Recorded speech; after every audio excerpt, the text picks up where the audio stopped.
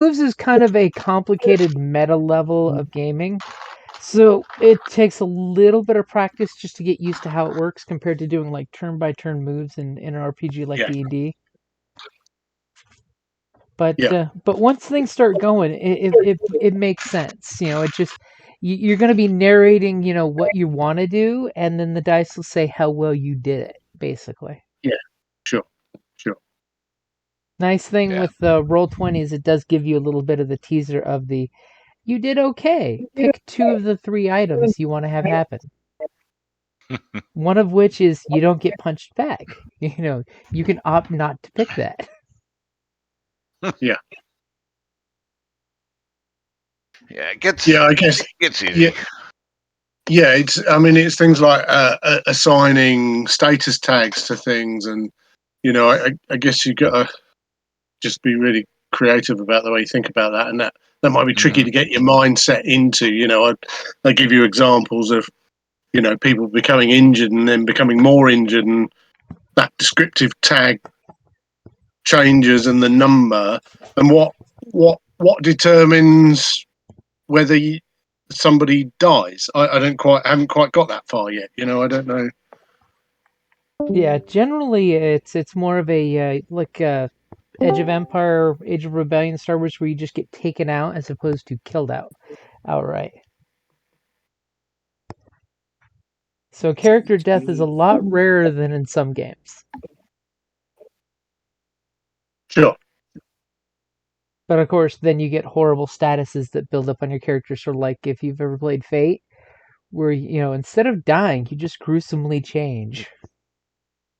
Right. Hey, quick question here.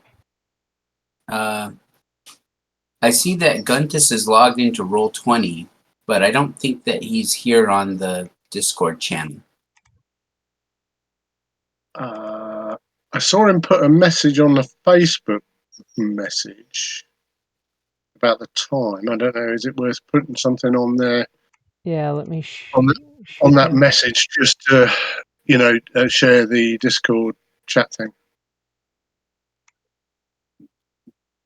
Good point. Well made.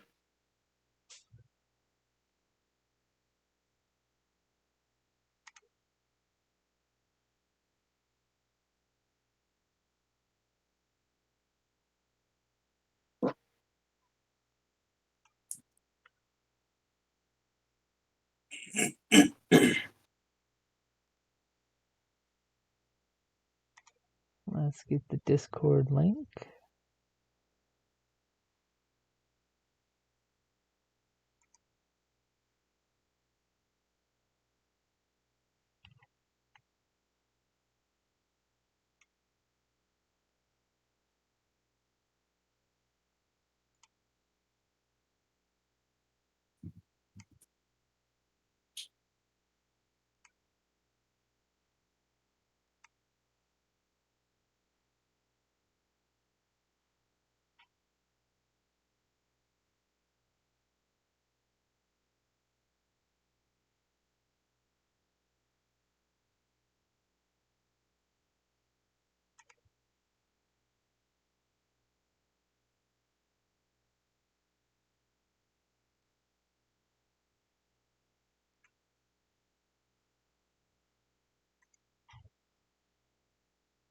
Anything exciting happened this week to anyone?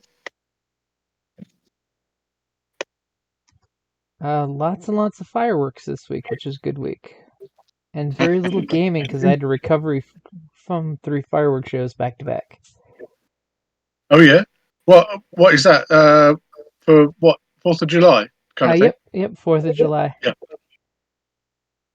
The joy of being a professional pyrotechnician and the exhaustion that comes afterwards. Really. I assume you have to work kind of evenings and stuff for that, do you? Yep, for each of the shows, we usually showed up around noon, set up, kicked back for about 2-3 hours, then had our show, and then about 2 hours to break down everything.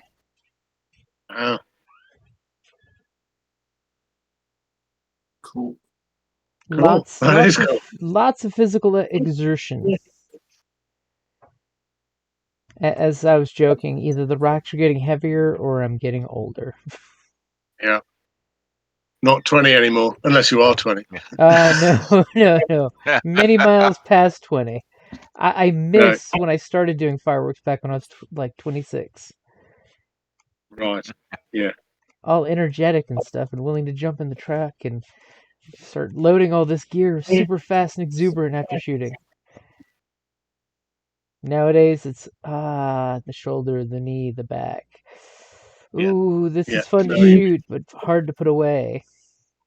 Yeah.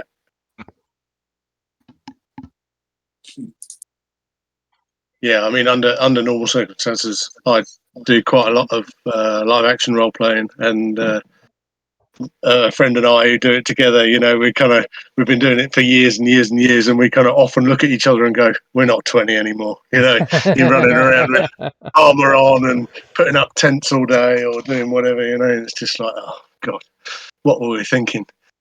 We'll play wizards next time. Cloth armor is so much better. Yeah, absolutely. Hey everybody. Hey. Hello, you're here. Made it. It seems so. Finally wrote something on my character cards.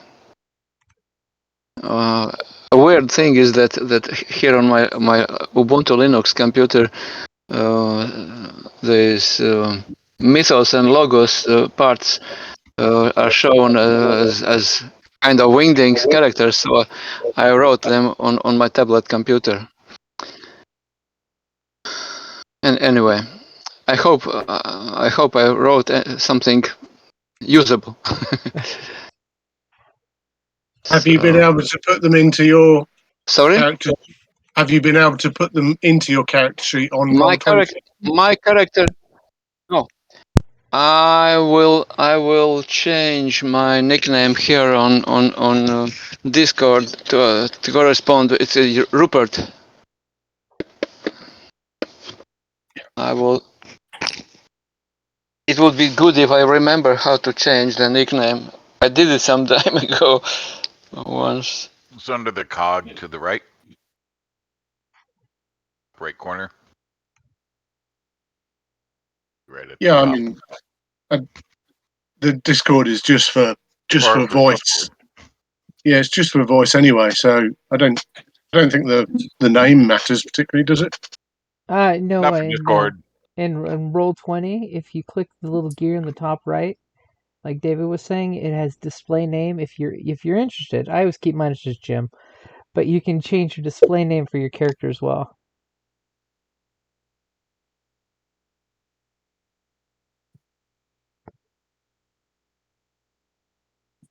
So part 2 of session 0, the exposition. Which I Exposition. think is cool that the game system has a session 0 built in. So I don't think Rachel, she hasn't responded to me this week on getting together for making her character, so I don't think she's making it today. That's a shame.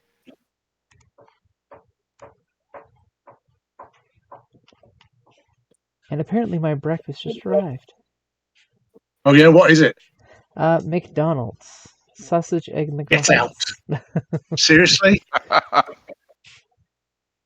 Didn't stop by the house, drop it off for me. McDonald's. What is wrong with you, man? Come on.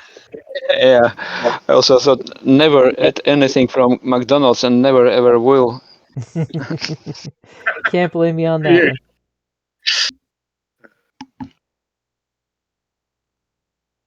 So just to kind For those who don't know me, just two small warnings.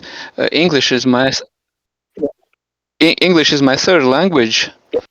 First, and second is that my hearing is a tiny bit impaired. Sometimes I will have to ask you once more because I sometimes don't understand something from the first time. That's okay. Just warning. Fine. Thank you for the No heads problem. And where are you, Guntus? Riga, Latvia. Half of population being Russian, so I grew up naturally learning not only my mother tongue Latvian but also Russian and English later. I'm 64 years old. Wow. Haven't been LARPing for quite some while. On those types of games that I love, either tabletop role playing or LARPs, are practically not existing in my country. So I'm very much longing for Ropecon, the nearest place in Finland, where some role playing events happening. This year only online will be. Right. Yeah. Nice. I'm not the oldest one now. By the way, contrary to most role players, I started when I was about 55. Hey, it's never too late to start role playing. Nope. Yeah, and I am a happy but unlucky publisher of Latvian edition of Fiasco. Oh, That's Happy cool. because I love the game, but unlucky because financially it was a fiasco. I have a huge stack of books I don't know if I ever sell. Yeah. See, hopefully So that I will like. definitely catch on. I really hope for that. Yeah. And currently I'm in the process of producing a game of my own. It will be cards based. And I was thinking about smaller children.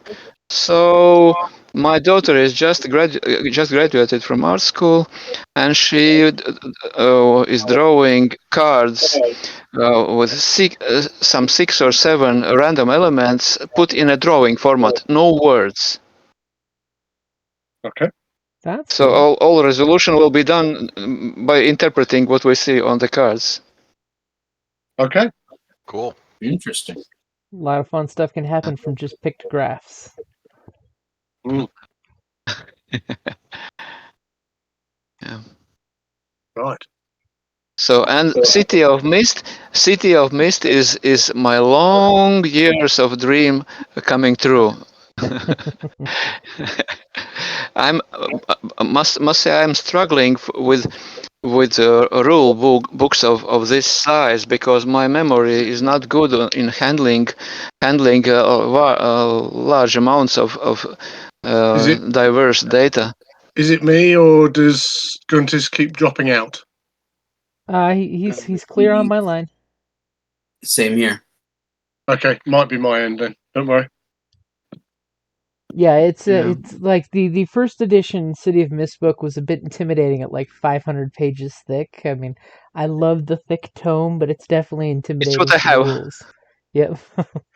the new version they've It's what I have. the new Yeah, version and they've broken it down to the MC's toolbook kit and the player's handbook to make it a little less intimidating. funny thing is that I bought the MC toolkit not knowing it's just the same rule book split in MC part, and I'm hesitating to buy a player's handbook because I don't want to spend money. Our financial situation here in Latvia is not very pleasant. Yeah, if you've got the original book, it pretty much it's the first half of the book is the player's guide. So unless you want to throw it to your players in like an in-person game, I say skip it and use the big book. But if it does help in Roll20, I've got the rule sets because this is the starter set that I basically just purchased, so it has all the rule sets and everything in there. It does have the beautiful character sheets, which I'm a huge fan of the way they set these up. So one thing on your character card, you're going to have the crew theme, which is the same theme that you all have. Yep. Then you've got your 4 Yeah. different logos for Mythos. So logos if it's your normal human everyday thing, Mythos if it's the myth that you're embodying. And then the last card is going to be your character's card.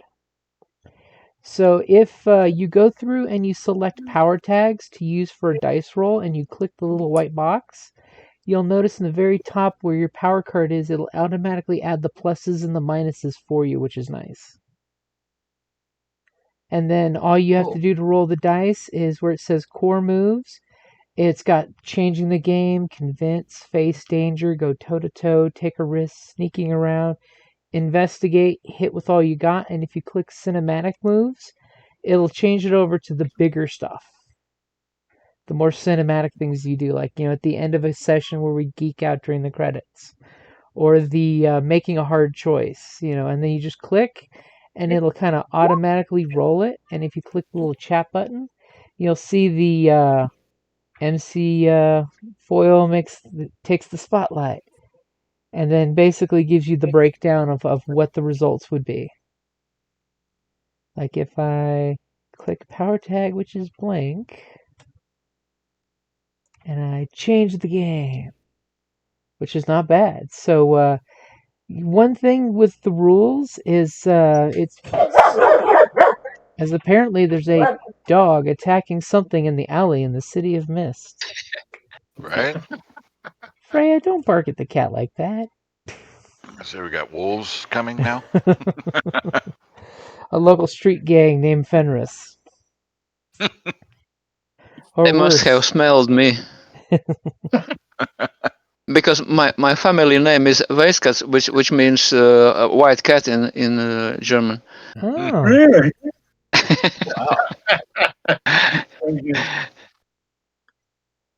So at the bottom of your character sheet, you'll see where it has tracking cards.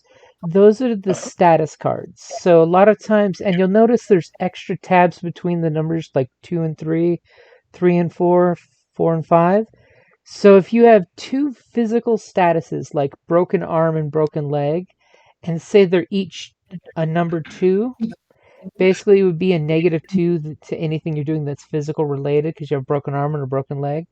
When they combine to 1, instead of becoming 2 and 2 equals 4, it's 2 and 2 equals 3 because you notice that extra little bit.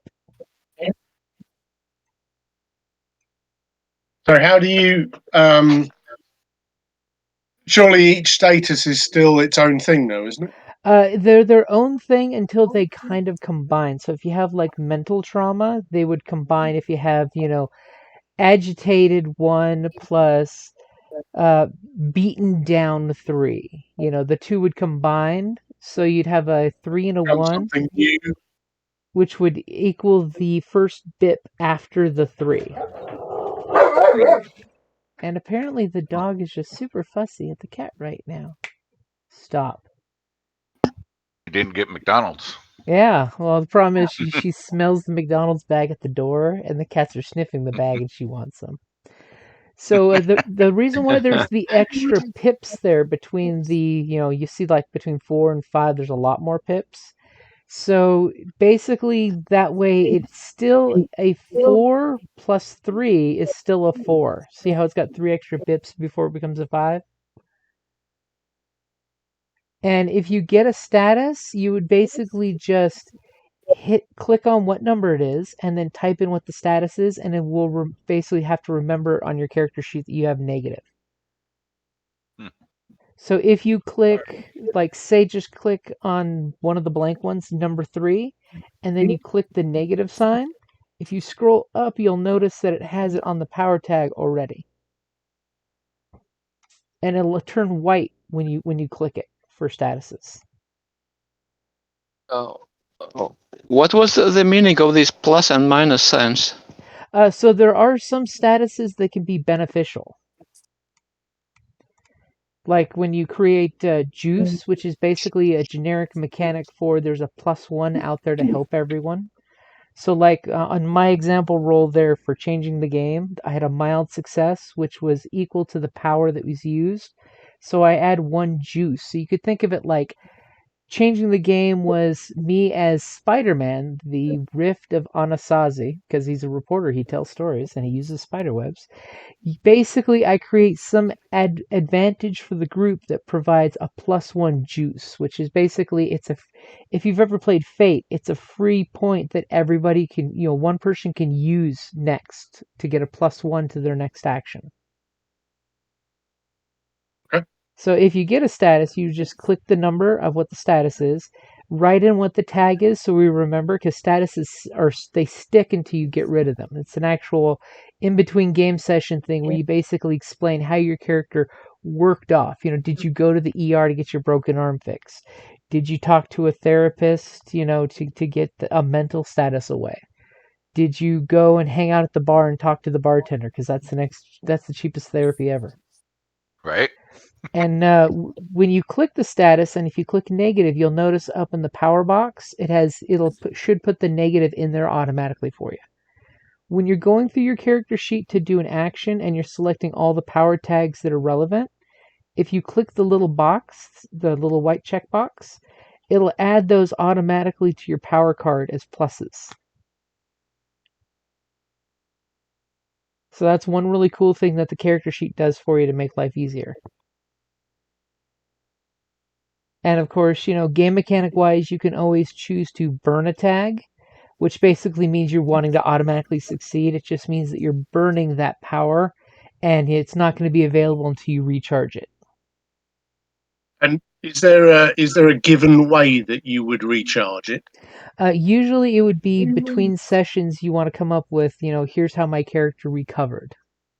Oh, I see. So you might repair an item, or I don't know, practice at something or something like that. Yeah. Mm-hmm. Like to keep going with the Spider-Man analogy, you burned up all your web fluid. So you just say, hey, I spent the evening in the laboratory cooking more up. Making more. Yeah, fine. Okay. So also remember you've got your weakness tags. So anytime that your weakness may be relevant, that those will come into play. And each of your things, you've got the logos and mythos. The mythos always has a mystery. That's basically your character arc, if you want to think of it that way, as you're trying to figure out what the myth is that you embody. Because just because you're embodying it doesn't mean you actually understand or know what it is. It's just all of a sudden you woke up and you had these superpowers, like Neo from the Matrix. And if it's logos, it's going to be something that's mundane and human. Now, when you crack a logos, it actually turns into a mythos. And if you fade a mythos, it turns into a logos. So basically, the idea is if you ignore it, mythos turns into something mundane. Then you lose your magic power. If you're ignoring your humanity, that turns into a mythos, and that's how your characters evolve. Basically, you level up by getting extra cool stuff. And logos are just as powerful as mythos, game mechanic wise. It totally. What determines whether we get a crack point or a fade point? Basically, as you role play it, do you give it attention? Do you ignore it when it comes up? It's more of a role play angle of how you do good things or bad things with it. X. Okay. What's the other thing? Is it possible to see other people's weakness tags? I don't. You should be able to see each other's doesn't look cover like. page, but not at each other's character sheet. Because my understanding, having done some reading over the last couple of days, is that as other players, we can suggest if a weakness tag comes into play, can't we, with another character? Yeah. But obviously, if we don't know what they are, then that's a bit tricky, surely. Pretty much it'll be one of those of, I'm assuming people are keeping their weaknesses close to their chest until you witness them.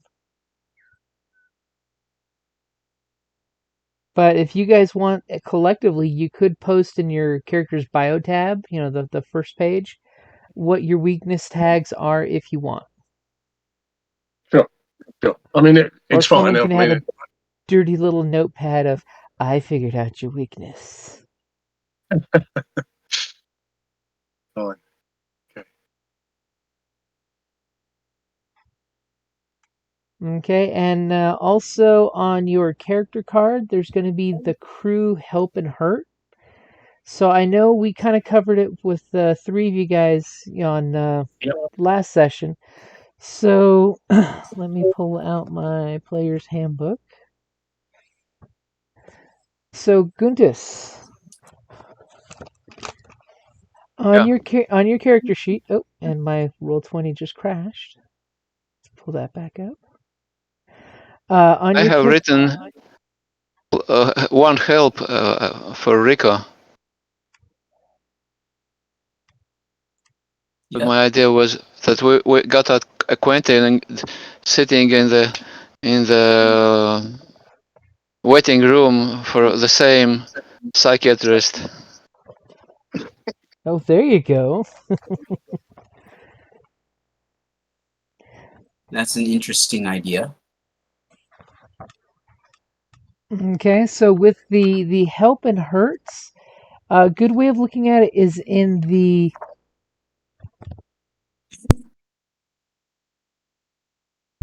sorry, I had to cough. Didn't want to cough in everyone's ears. In your different logos and mythos, there's a in the character book. There's a questionnaire for help and hurt. So if you look, like for example, I will pull up adaptation, which is one of my favorite ones because it's good for everything. So in the crew relationships, it gives you three example questions that you can ask about each of the players. So does everybody want to go over really quickly what their characters are and their concepts? Sure. I'll totally pick Neo because you're the next picture after mine in the roll 20. You want to go Okay. first? Yeah. So my the Logos character is Rico Sandoval. He's a first-gen American. His folks are from Puerto Rico. He was a hyper kid, diagnosed with ADHD, and has been on Ritalin for a while. But now that he's an adult and he's working odd jobs to make ends meet, he can't really afford the Ritalin anymore. What was considered his diagnosis of ADHD was actually his mythos, the Jack of Fables, trying to break out and express himself. So if you take a look back at Fables, you have Jack O'Lantern, Jack Frost, Jack the Giant Killer, Jack Be Nimble, Jack Be Quick. He's all of those guys. And his driving goal really is that he does not know who he is.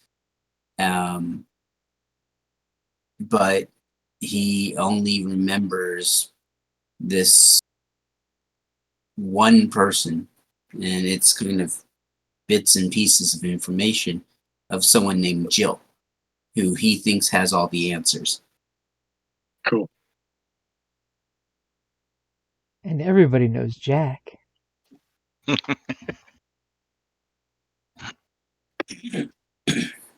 think that's so cool, man. I really do. Where you've put it in this really succinct kind of way. I love the kind of, the femme fatale has clearly got to be Jill. Yeah, the thing is that I got nothing on Jill. It's Jeff that's going to make all that up. So I don't know what direction that's going to go. No, that's cool. That's really cool. Love it. You know there's going to be a tale of two Jills. That's all I'm going to say. Good girl Jill and bad girl Jill. Okay, so Aaron, why don't you go next? Oh yes, that's me. Am I next on your list? Am I?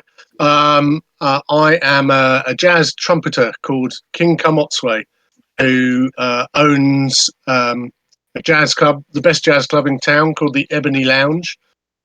and I have inherited a relic called the Last Trumpet, which basically summons ghosts, the dead, summons the dead.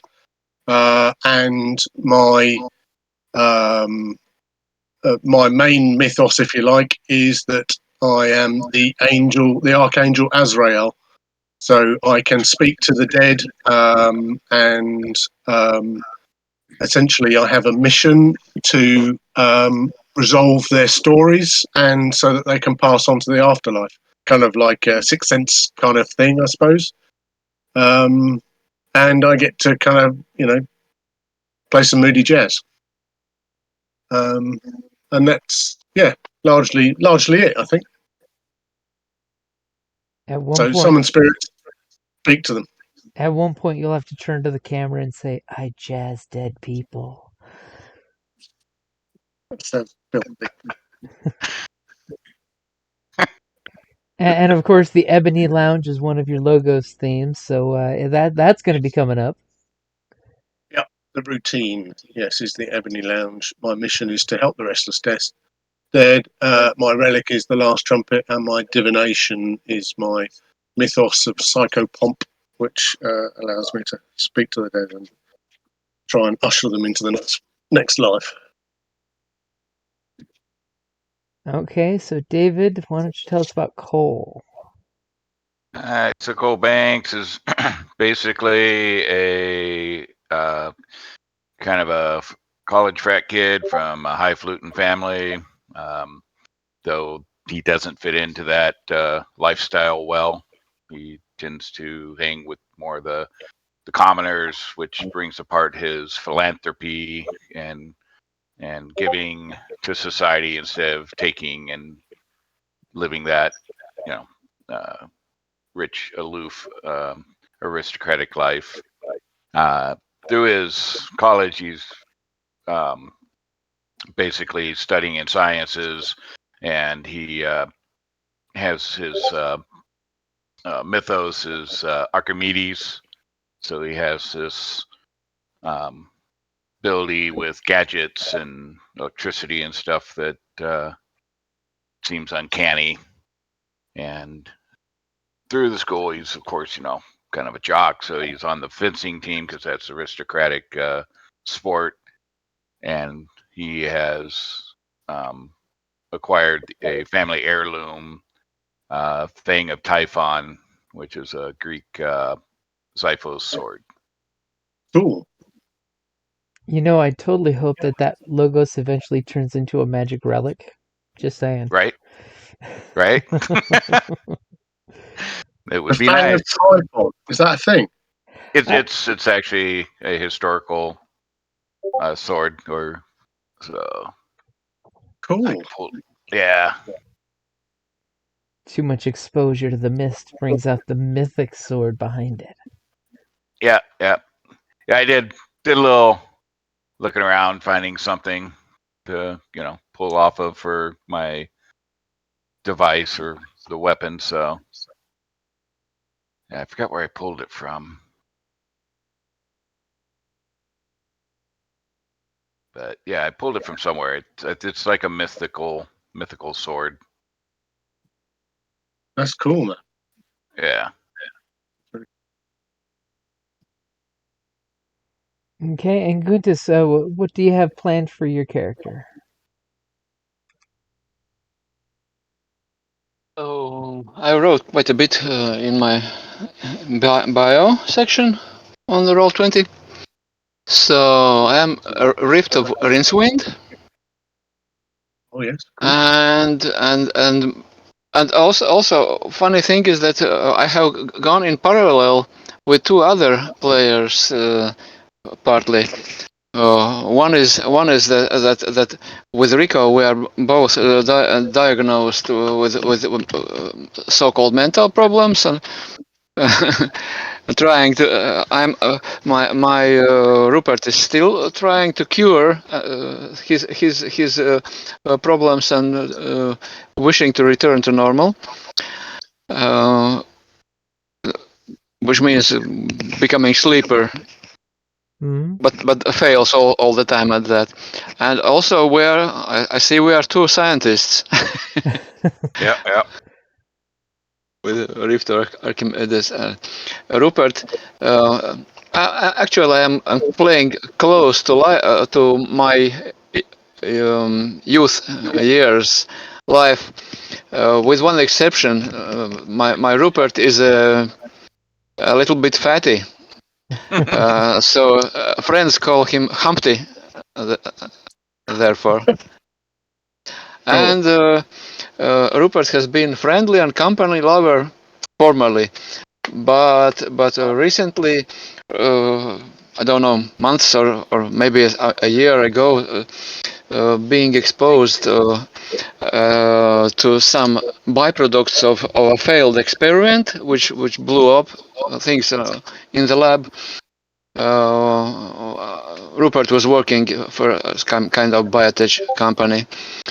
Was exposed to these substances and started to awaken some strange events happening, unwillingly thrashing some lab equipment or damaging some of colleagues, their dress or whatever.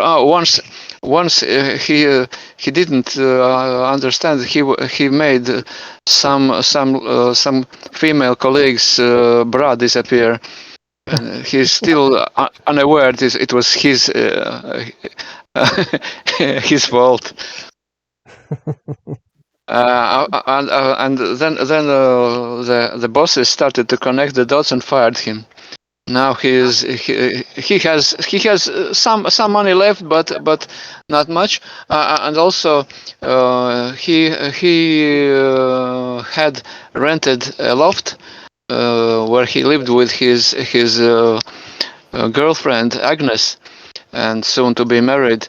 But then once he set this loft on fire, and the owner kicked them out, and it was the last drop for Agnes, and she left for her parents.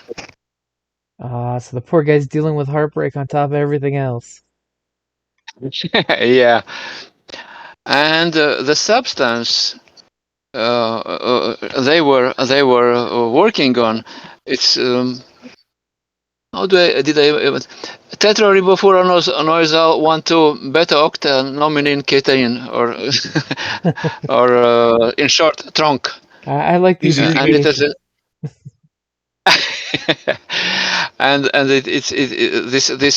this is a new invention, and that's a company's secret, and somehow accidentally Rupert found out that the strong somehow applied even on skin gave him relief from the strange effects for a while, but also it became an addiction.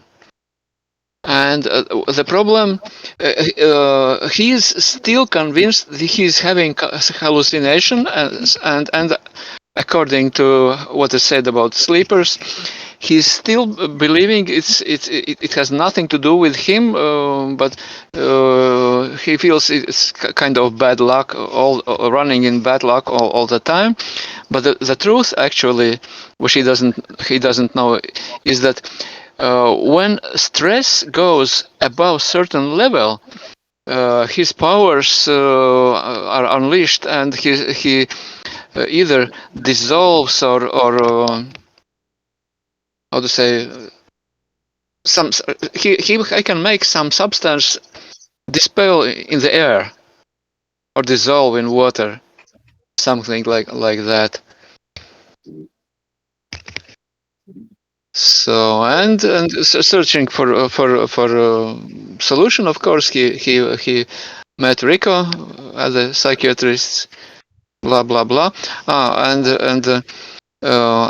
after taking Ritalin and also kind of lithium or something like that for this manic depression how do you call it, syndrome. He felt too sleepy, and also suicidal thoughts were arising. It's a thing I have from my experience with psychotherapy. I have a bit. It's out of game experience.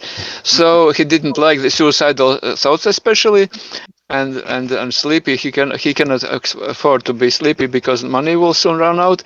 So he needs some solution. So because going to mental hospital and living on social aid is he would better shoot himself. And also he fears that knowing his bad luck, the mental hospital building might collapse. So he doesn't want that. The problem is you're not really crazy. You're just something else. And that's Right. part of your character's mystery is to figure out what the heck are you. Yeah. First of all, he has to discover it really has to do something with him, that it's not hallucinations. Because he's totally in denial, and everybody else are saying that it's hallucinations, and he believes it. Okay, so just make sure I got this. The trunk, it's a hallucinogenic, like an LSD type of drug. I have not yet concluded what it is. If anybody comes up with an idea what kind of substance is it, okay, I'm fine with anything. One desire which I would love in this game would be, in this Campbell's Hero's Journey story structure, there is a point of meeting a mentor and rejecting him or her at first. It would be also fun to meet somebody who tries to open Rupert's eyes, and Rupert says, "You are just jerk. Don't speak these conspiracy theories to me." Don't talk to me, old man in a bathrobe. Yeah. Yeah, like that. Don't care how cute your droids are.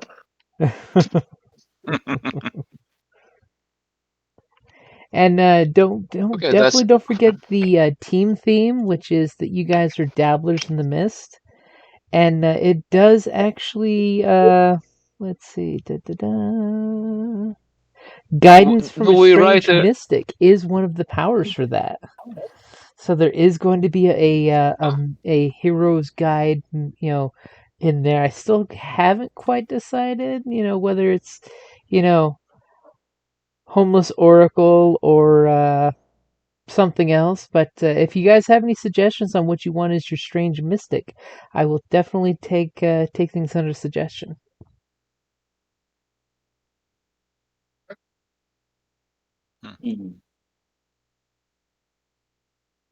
So now that we have a basic idea of each of you guys' character, I know each of you need to have a help or a hurt with Rupert, and Rupert needs one with each of you guys except for Rico. So Rico and Rupert already have at least one good thing going. So is anybody needing any of the ideas for crew relationships based on your logos or mythos? I would love to, because I haven't gone so far Help and yet. hurt. Okay, so for Rupert, I'm going to throw out real quick the ones for adaptation. The first one is one of them wants to challenge you to push your boundaries and flexibility of your adaptive powers at a crucial moment. What happened? Take a help on them. So basically, somebody was pushing you to use your abilities. Because that the nice thing is that even though you've just discovered your abilities, you guys kind of gotten a little bit of that training time montage type of deal together, where you're able to use your powers maybe passively, but you can still use them. So the next one is you think one of them is a one-trick pony, approaching every situation with the same solution over and over again. In fact, This has hurt your crew before. Under which circumstances, take a hurt point.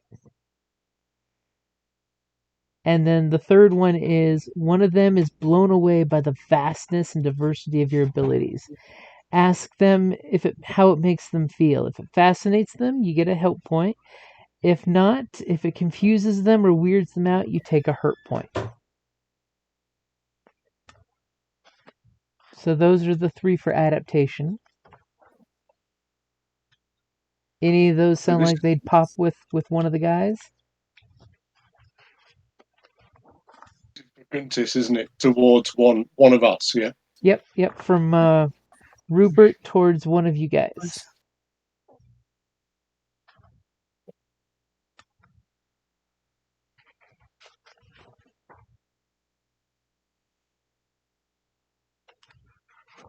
Any ideas there, Guntus? Completely empty head right now. Okay, I'll go ahead and read expressions examples. So for does it have to be written in somewhere in on these cards or anywhere, or just making a note somewhere else outside of you these? could just make a note somewhere else on it. Like usually with everybody, I suggest if you want to keep track of it for story reasons, I'd put it in your character's bio. You know, just at the bottom, you could always put crew relationships, and then flush it out with the other person, later on. There is a spot on your character card for the crew helper or by name. Yeah, on the character on the gray card at the end, which it looks like you filled out everybody's name. Yes, I'm peeking at your character sheet. Yeah. It gives you the mechanical part. It doesn't give you the kind of narrative story part, does it? Which, yeah. Like you've said, if we put that on our bio, that would make sense. Especially a month from now, you'd be like, what did I do with that one guy again? And then for the power expression, you've got one of them once witnessed you expressing your mythos at full power, which of course would be scary. Ask them what they thought about it. If it scared them, take a hurt point, and if they appreciate it, take a help point. So it's basically how they interpreted seeing you going full tens, balls to the walls into your mythos, embracing it, and they're like, okay, dude, that's just trippy. It's weird.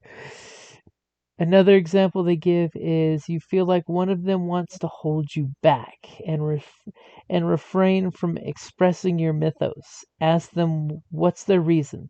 Take a hurt point on them. So basically, they've seen you do your thing, and they're just like, no, stop it. Don't do it, please. You make the walls melt. And then the third one is to your mythos. One of them seems like a modern day version of a character in its legend. If they were your foe in the legend, take a hurt point. If they were your ally or loved one in the legend, take a help point.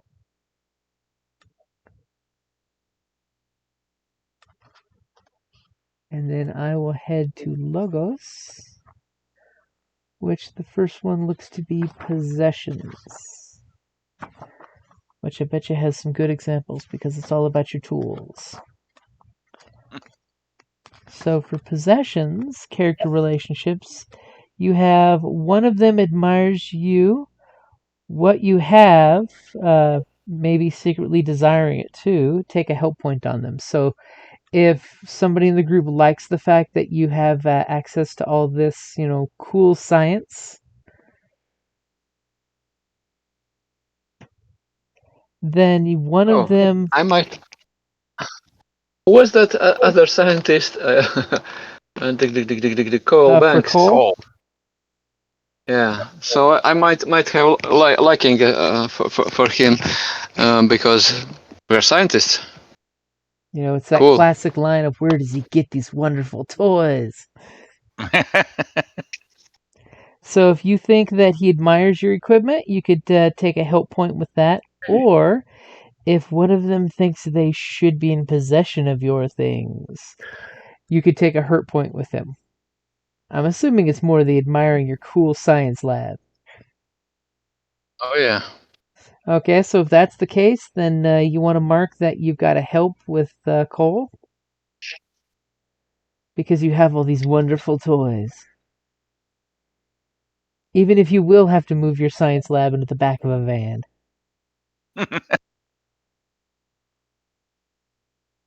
Lab So on I the just click to make one Yep. at the help side. Yep. It's interesting. It allows to make more than one. Can it increase during the game above Yeah. one? It can actually go up depending on certain circumstances and stuff. See. No, Oh, and there can be both help and hurt Uh huh. on these character sheets. That's interesting. It all comes down to how exactly you want to use. Are you supporting your friend or are you holding your friend back by taking his toys? Maybe controversial relationships also. And remember, I mean, the game does support the mechanics of sometime your mission countermands someone else's mission. So it could be that you're basically in conflict. So you can totally say before someone takes a role that you're using your hurt to set them back, and then describe how you're setting them back. It could be I pickpocketed one of his toys and took it because, I need to have that toy.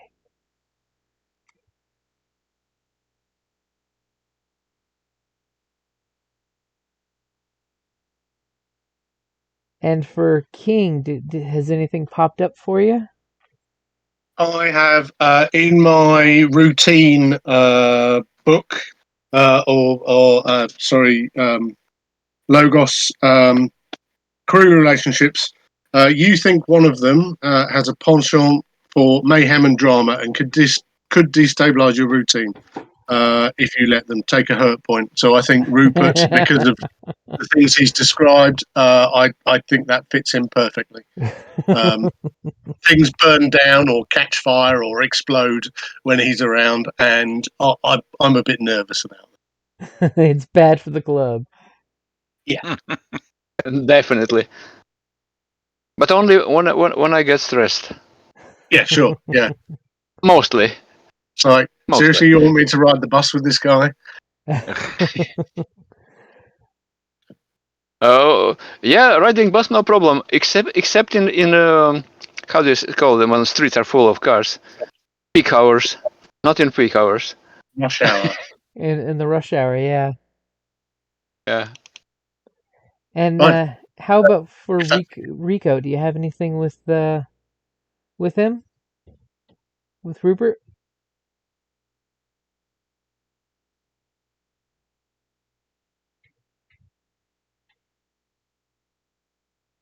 Still there, Neil? I think we may have lost him. Or he's saying something really awesome and he's muted.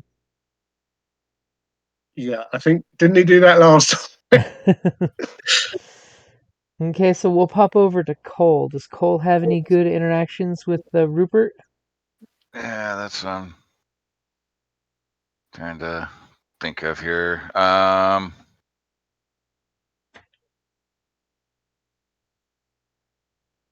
Would you like me Yeah, to a read off second. any of the Logos or Mythos questions? Yeah, I was trying to find the page in the book here to look at him again. What page is that on? It is, if you have your physical hard copy, conveniently color-coded. Starts at 82. Well, no, I have the. 83 on the PDF. That's where What is the name of the section? It's in the. Sorry, I'm back. Welcome back. It's in where the Mythos theme books. So each of the theme books has at the very end crew relationships. So it gives you examples related to your Mythos for relationships with folks. Notice. Okay. As well as it gives you a nice little teaser for the answering the questions for your weakness tag and mystery.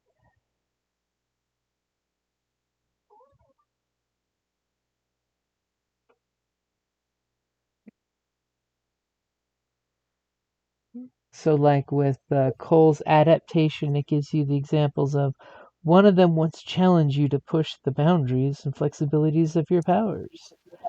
What happened? Take a help point because they're super helpful. Because it's just one of those of it means you have a positive experience or a negative experience. All right. What's the actual mechanical application of these? Basically, you can just tap it. It's like juice, so that way it gives you a +1 to a roll if you spend it. But even if it's a hurt point, If it's a hurt, it's a -1. right? So it totally could be, you don't want someone to succeed because it's good for them to succeed, but it sets you back. You can totally sabotage them with the hurt point. Oh, I see. Okay, yes, right. So I'm with it you now. could be Yeah. like, say, we'll pull an example out that Rupert runs into Jill, and we find out that Jill is some horrible drug dealer who stole his secret recipe. Jill is that drug dealing, kingpin or queen as the case may be. And Rico doesn't want anyone hurting Jill, right? Because he's trying to find out who she is. So he could actually sabotage someone's attempt to subdue her. It's that classic TV show Yeah. bit where you tell her run at just the right moment to set your friend's attempt to catch her back. Yeah. Okay. No, I'm with you now. Okay, thanks.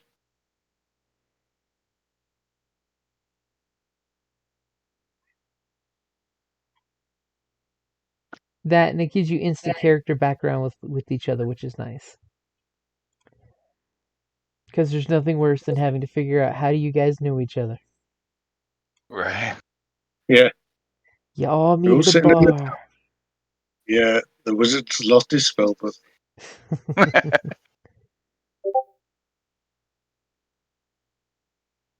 don't know. For me, probably the closest thing probably be the challenge. Probably is rival scientists. We probably push each other.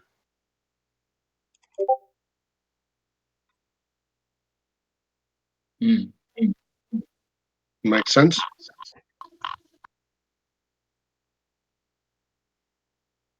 Feed off of each other's great knowledge. Get that scientific process down. Yeah.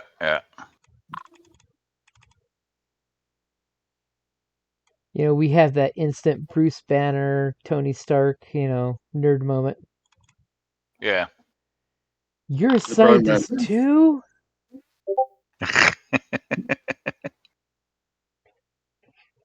Because it's amazing how you can find that common ground. Right?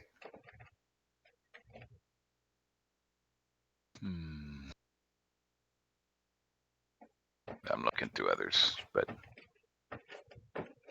is it off of just the mythos, or is it also off it's also off the logos. Because logos, remember, is just as technically strong as a mythos. It just means what you're giving the concept to.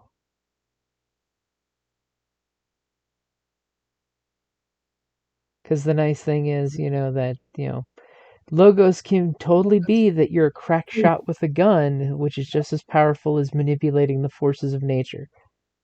Mm-hmm.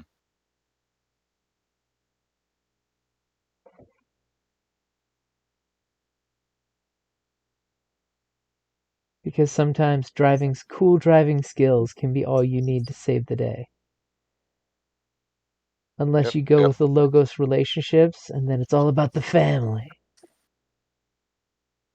Because, of course, all the Vin Diesel, Fast and Furious memes are going crazy right now. It's all about the family.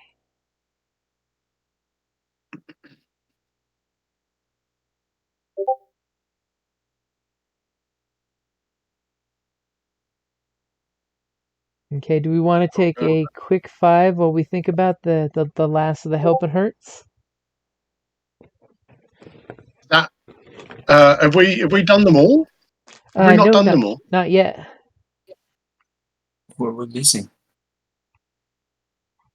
By the way, I decided to switch my relationship with Rico to -1 because I found that my adaptation theme book gives me answers which I can answer only negatively.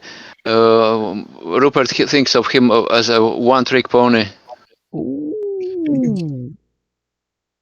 Sorry, Rico. So you think Rico's just a one-trick pony with his jack of many traits? Yeah, but mainly because my logos is a scientist and he is just a carrier. Yeah, I like it. You know, he's totally blue collar, and you're like, hey, I got an education. I worked for this. No, the thing, the thought is that he must have been lazy not to go to the university. Ooh. Every normal person goes to study sciences. What's this street education stuff? kind of vanity Okay. on Rupert's character. Because we know Yeah, that so I he don't. believes science can solve everything. Yes. Have we Yes. got crew tags for everyone then? Because I've certainly got 3, and there's 3 other players. That makes sense. So Rupert still needs one for King, Ah, right, yes. and let me see. Yep, looks like King has got everybody. Yeah. I know Cole is still working on his. Cool. Yeah, I got one, but I'm kind of looking at personality maybe. So, you're a scientist. I'm assuming you're Rupert's kind of that like super brainy scientist, not necessarily the frat kid party type like myself. Cole's got that rich kid mentality going. Yeah, so I was kind of looking personality of one of them seems to be exact opposite of yours, even if they don't have a theme for it. If it makes it easier for your personality to shine or for you to be yourself, take a help point on them. If it comes into conflict with your personality, take a hurt point. And I could see like on the science side, talking would probably be a help point, but then in a social environment with my, party and life's too short attitude probably would come into conflict.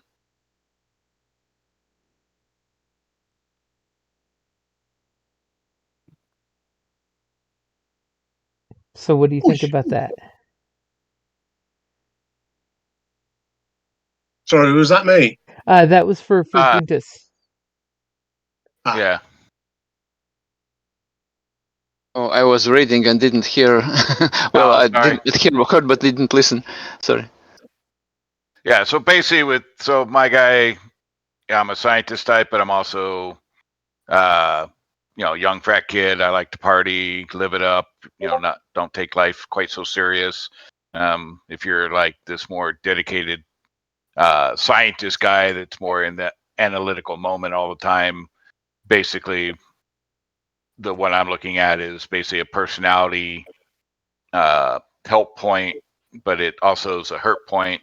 So if we're talking science, it would be a help point. But if we're like in that social environment, having fun and partying, where that might not be quite your environment, it could be turned into a hurt point.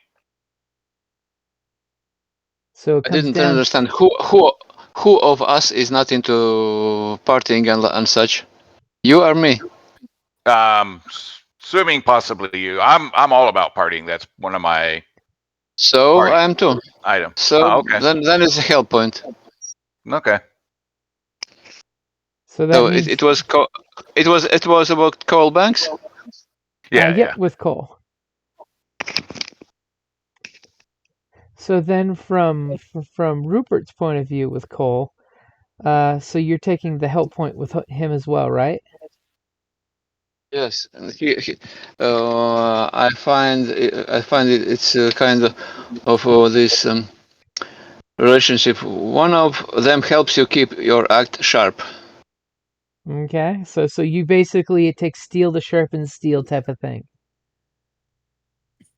Kind of that. It's from training theme book. Hmm. So the nice thing is when it comes to your, don't assume anything science, talk, you like to be able to talk through ideas with another scientist. Yeah. It's that scientific mindset type of thing. Everything is a challenge. Challenge everything. So then you wow. Chekitrio, I don't know how to pronounce it, is still left. I don't know anything about him or her. Don't worry about Rachel's character for now, because like I said, she hasn't responded on Facebook, so I'm not sure if she's going to be joining us. I see. So we can just kind of skip it for now until she actually gets on time Okay, zone with us. so by now we are only 3 of us Yeah, yep. So it's players. Okay. group of 4, yeah. Yep. Okay, so we got all the help hurt in there. Mm-hmm.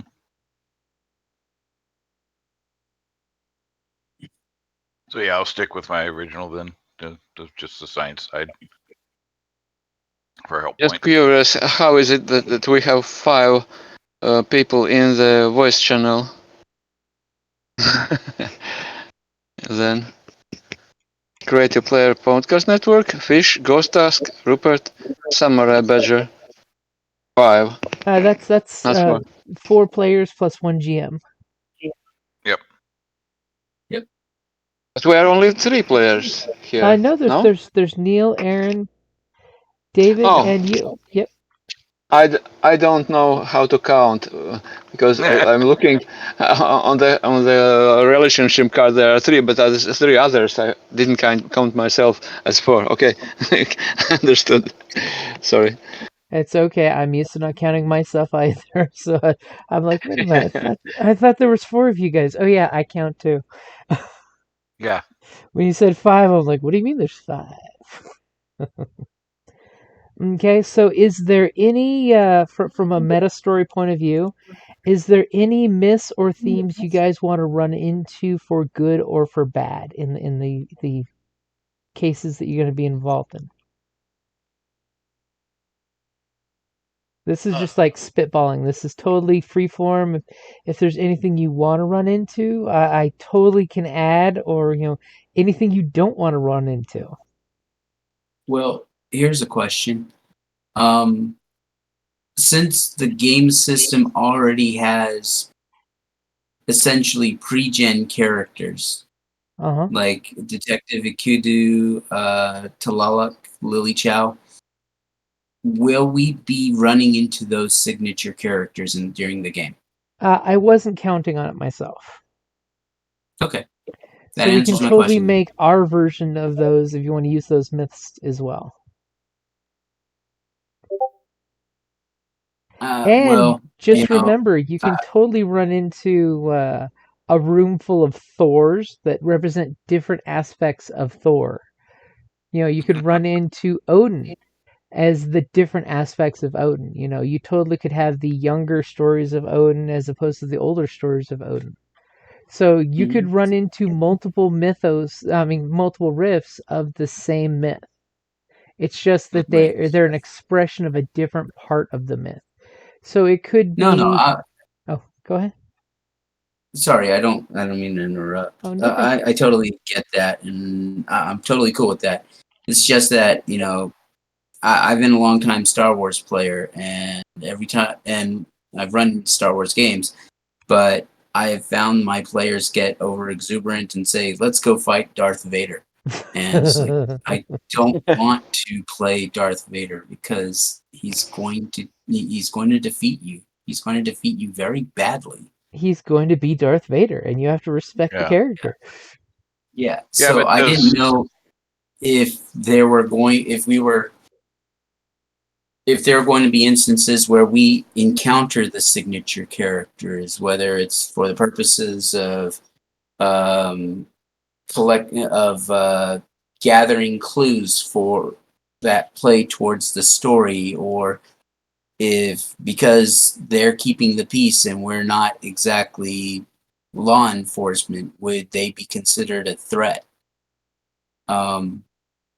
But if you're not planning to use the signature characters of the game for your campaign, I just wanted that clarification. It doesn't bother me either way.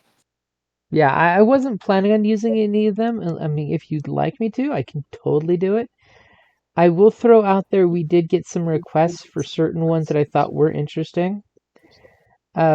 Basically, Well, and again, it's not that they're at their peak level either, right? I Yeah, mean, we're yeah. starting with our mythos, so it could be Odin, but it's somebody that's It a could weaker. totally be like one of the concepts I was floating around for your mentor is it totally could be homeless man Odin who really is only the hero maker aspects of Odin.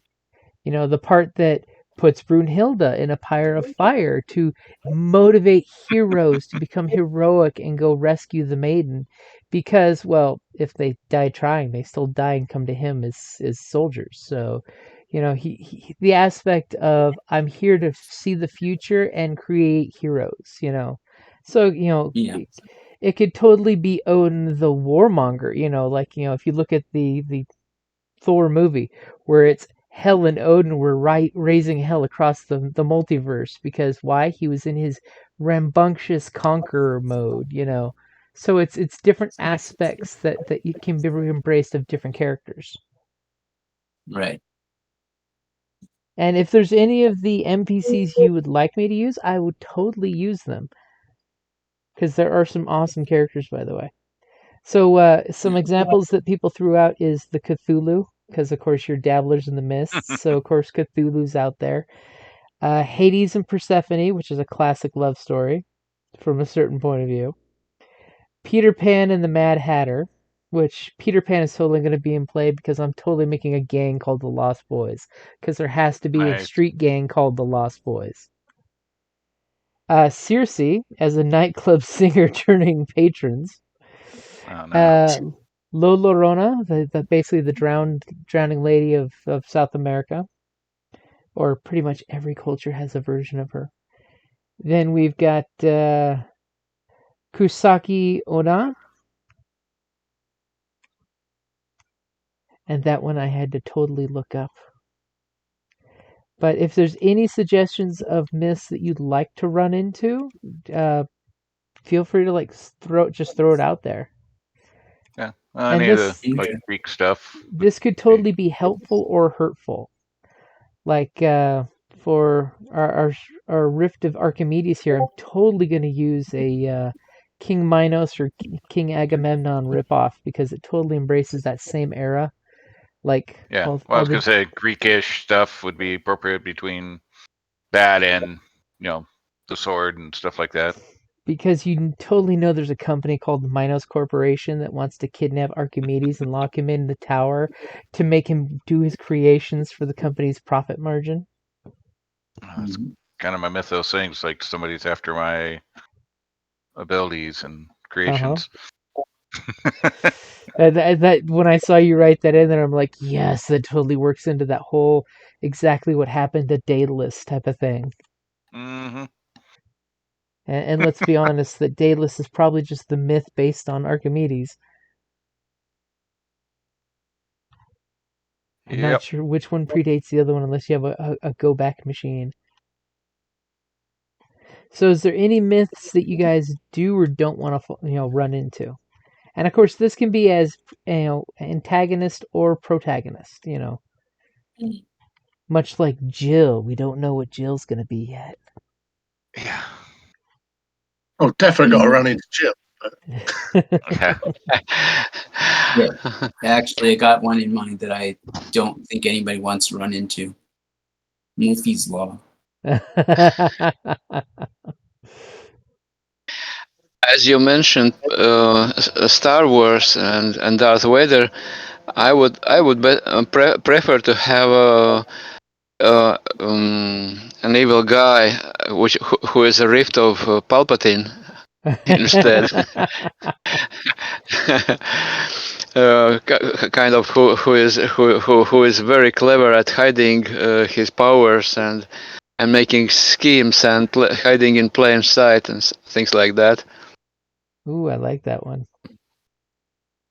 And Schemer and a plotter.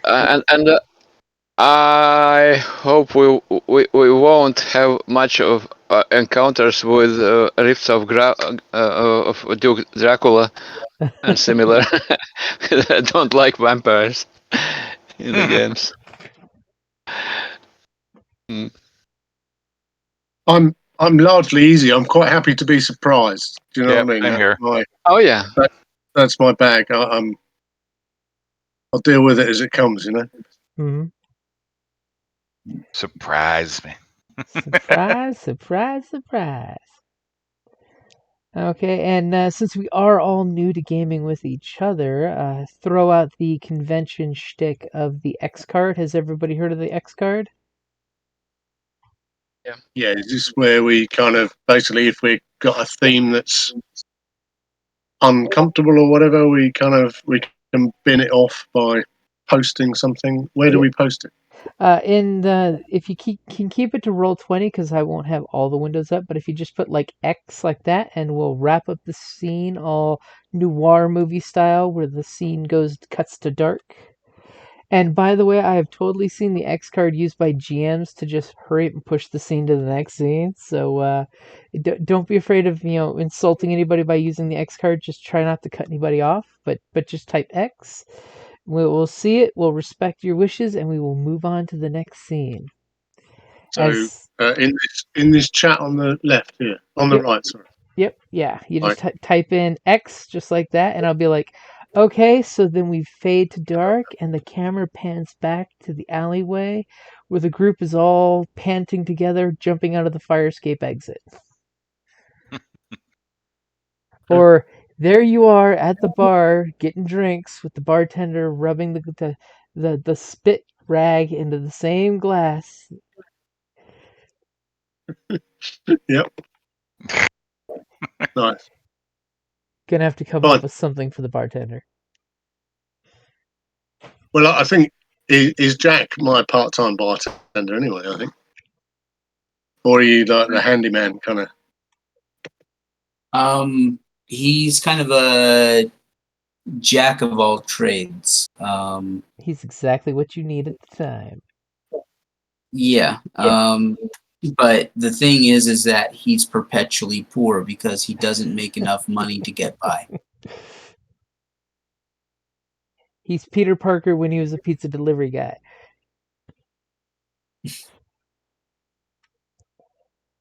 All these jobs, and somehow the poor guy just can't get ahead. Yeah, I have a routine that kind of embodies all of this. I call it the hustle.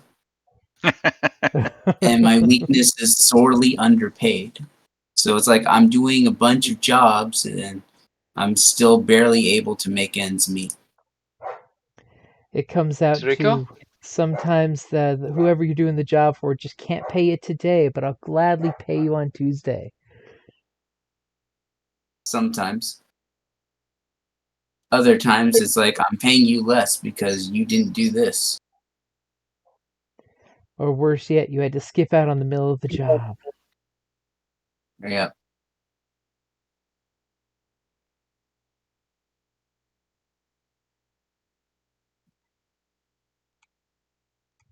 Okay. Okay, so that covers that for my notes. So let's see. Let's go ahead and take a quick 5 so I can grab that delicious food I've been smelling over there on the wall. Oh, it's been sitting all that time? It's been sitting all that time, yeah. Hey, you didn't get fries. Go stuff it in your face, man. Oh, it's just Egg McMuffin. It's okay sitting in the cat tower over there. Yeah, it's probably kind of got its own radioactive signature, half-life, whatever. Keeping it warm, you know. I mean, it's not made with real eggs. It's McDonald's. Yeah, Yeah, that's right. Well, I was just thinking McDonald's fries really suck. So I was like, as long as you didn't get fries, I guess you're okay. Oh no, it's just sausage egg McMuffins. Okay. Okay, so we'll take a quick 5-minute break. Everybody get some Go and grab a hydration. drink. Cool. Okay. I've left some moody jazz on the background just to get you in the mood.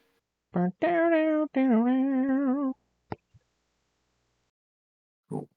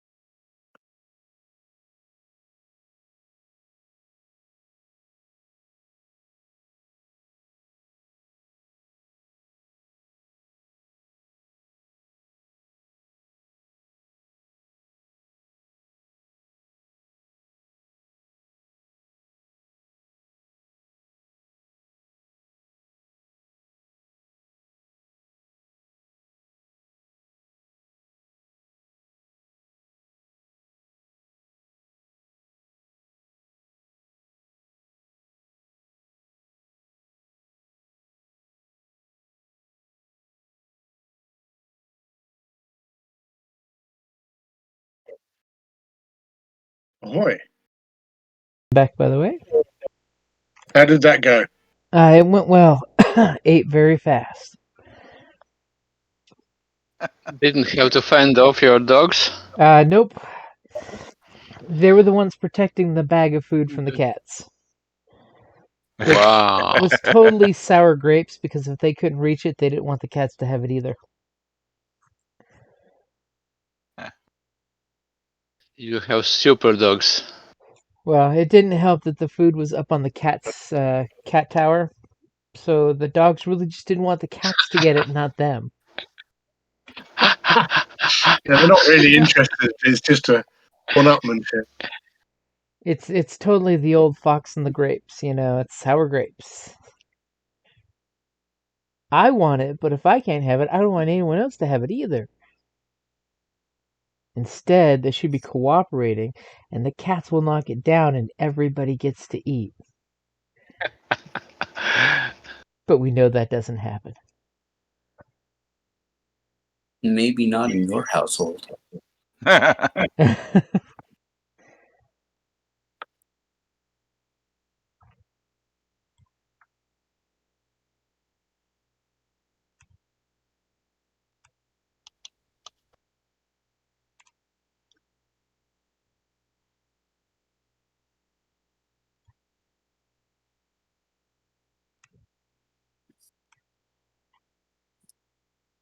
Okay, so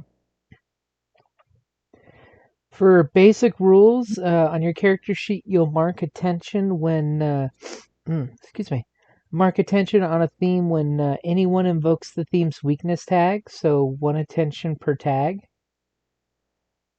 For character themes, if you choose to give attention to your logos or explore your mythos on the montage downtime move, find answers to your theme's mystery, you know, the big answers.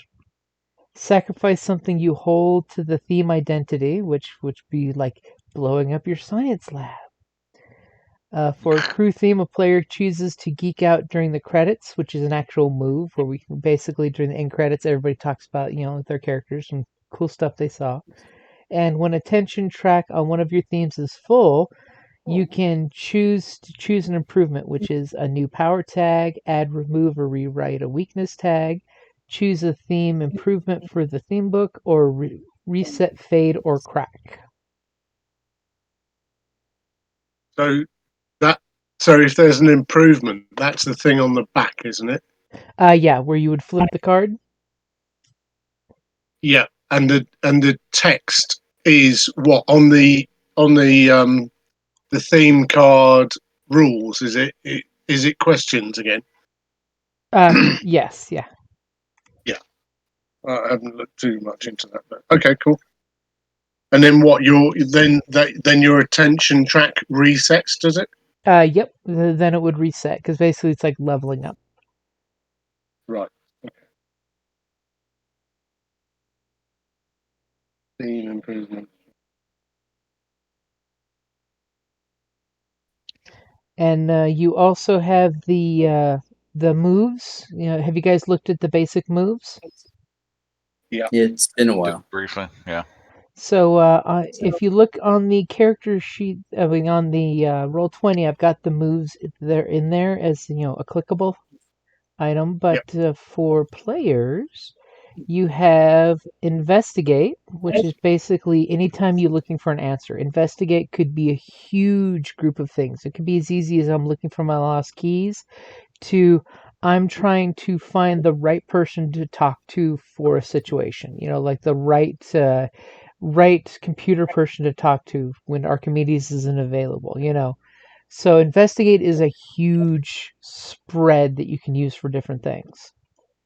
Convince is basically your talky talk skill, you know, talk, threaten, or seduce, you know. Then you have face danger, which if you don't have anything better, face danger is like the catch-all. It's you're going into a shitty situation, so it's you basically want to avoid getting hit, taking harm, resisting influence of something, or keep your stuff together. It's that just you come in and you hear the dun dun dun dun dun dun, and in the dark hallway a red lightsaber lights up, and you face danger is to avoid losing your shit. Hit with all you got is the classic comic book one where you go in there and you swing for the fences. You swing with all of your might and you don't care what happens. And usually on that kind of roll, when you roll the dice, if you don't get the best result, you have to actually choose 2 of 4 options to see what happens.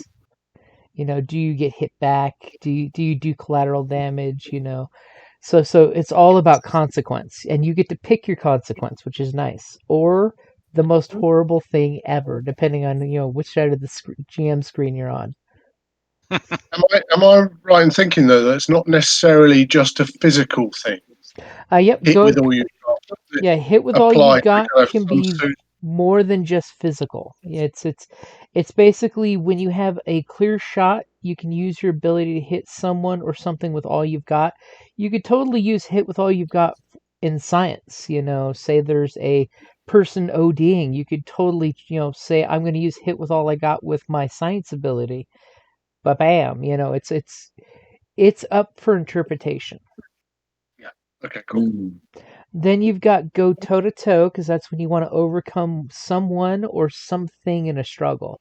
So it could totally be environmental, or it could totally be against a person. So go toe-to-toe could totally be 2 cars having a car chase. It doesn't have to be physically going toe-to-toe with someone. And then you've got my favorite one, which is change the game, which basically it's giving you or your allies an advantage. You're using your power, and especially since we have 2 people with adaptive, change the game is huge because it's all about setting you guys up to succeed.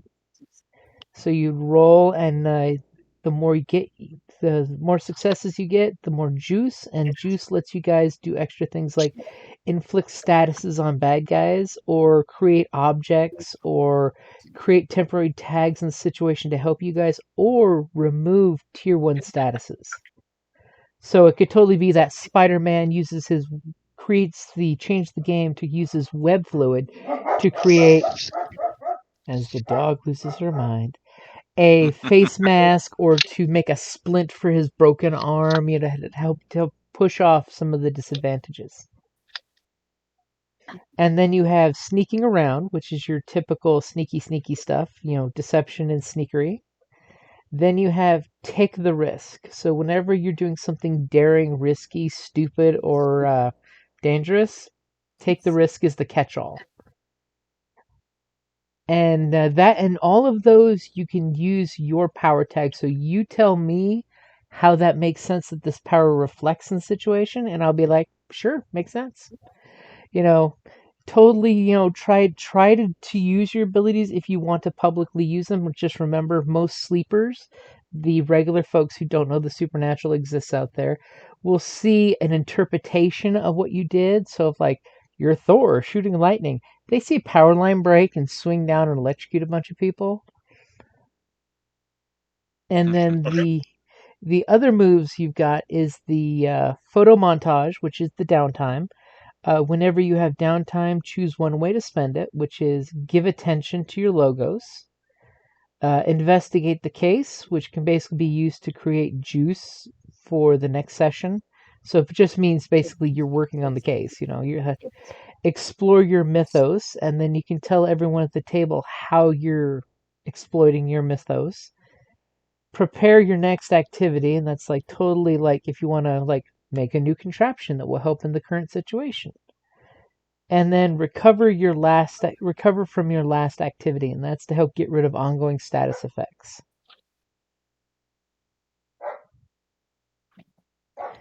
And when you go ahead. I have a question about investigate. Spend clues. Want to ask a question. Do we use this immediately, or we can kind of collect them and ask questions later? Usually with How is it investigate, when you working? roll it, you basically can totally ask me questions that I have to be completely upfront and honest. If I don't know the answer, I won't be able to answer correctly, but I will give you as much honesty as I can in your questions. But you could No, totally, I was uh, thinking if they are used immediately in the same moment of the scene, or how does this? usually it's used immediately. You can totally do the flashback aspect if you want to save it for later. You know, have that whole, Oh, I want the answer, but I want you to tell it to me later. I will totally, do that for you. So that way you could have that cool flashback scene of here, and here's the reveal if you want it. Usually most folks want it right up front because basically, the investigate gives them the answer, then that might affect the next choice or the next option. But if you totally want it later, I can totally give it to you flashback later.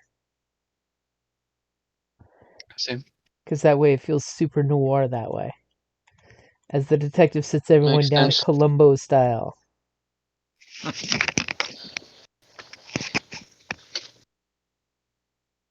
And if you go your own way, when you act against the identity of your crew, I can scratch off one of the crew power tags, which usually that's not a big deal.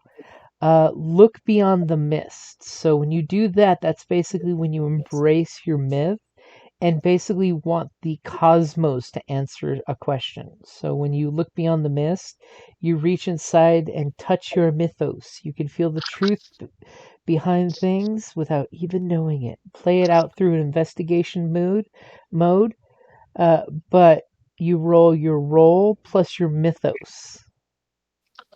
So you investigate, and it's the 2d6 plus your mythos. And basically, what it is you just open yourself up to the mist. You embrace that shit. And if you get a hit, Breathe it you all get in. clues equal to your mythos. And then make a hard choice, which is if you act against one of your identities or mysteries, you mark a crack or fade. If you acted for the sake of one of your other identities' mysteries, mark a tension on its theme. So if you're embracing your 9 to 5 life versus your mythical self, you support one, but you fade the other.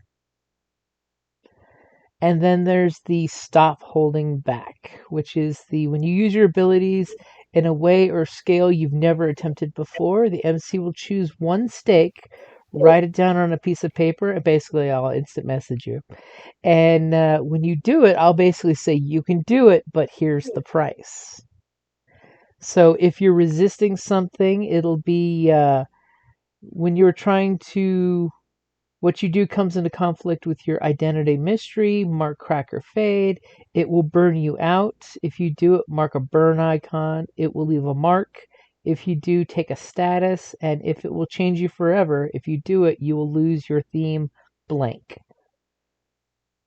And then you decide whether you want to take the chance or not. You can totally read the consequence and say, not worth it. Are these significant no return or ultimate just your choice to decide as a MC? Yeah, because basically this would be the you're going insanely out there, like Professor Xavier in the X-Men movies, when you see him take a chance and it burns him out for quite a while, or Phoenix or Jean Grey in the X-Men when she just goes total Gonzo tens power. There's always a cost if to do that kind of crazy stuff. And So yeah, usually push stop holding back is like huge, monumental. It's like Jean Grey stopping the lake after the dam breaks to save the team. That's stop holding back. It's not just like, giving it all you got. This is the total gonzo. You're using science to save a collapsing building, type of thing. That you can totally do this, but it's going to have a cost. And usually stop holding back is rarely done because it's literally that extreme oh my god moment. You know, stop holding back would be our archangel playing the instrument to get every ghost to close this portal to the underworld as the zombies are coming crawling through it, you know. Oh, You'll Or totally something with do the it. Jack and Jill relationship. Yep.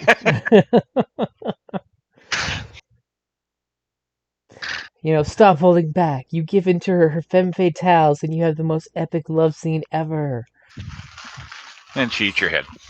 And then you realize she has a camera on you the whole time. So Hate it when that's that that's the happens. core moves, which you know, pretty much Look Beyond the Mist is a fun one to play with because it's you asking your myth to answer a question, which is always good because you know sometimes you just have to embrace your myth completely.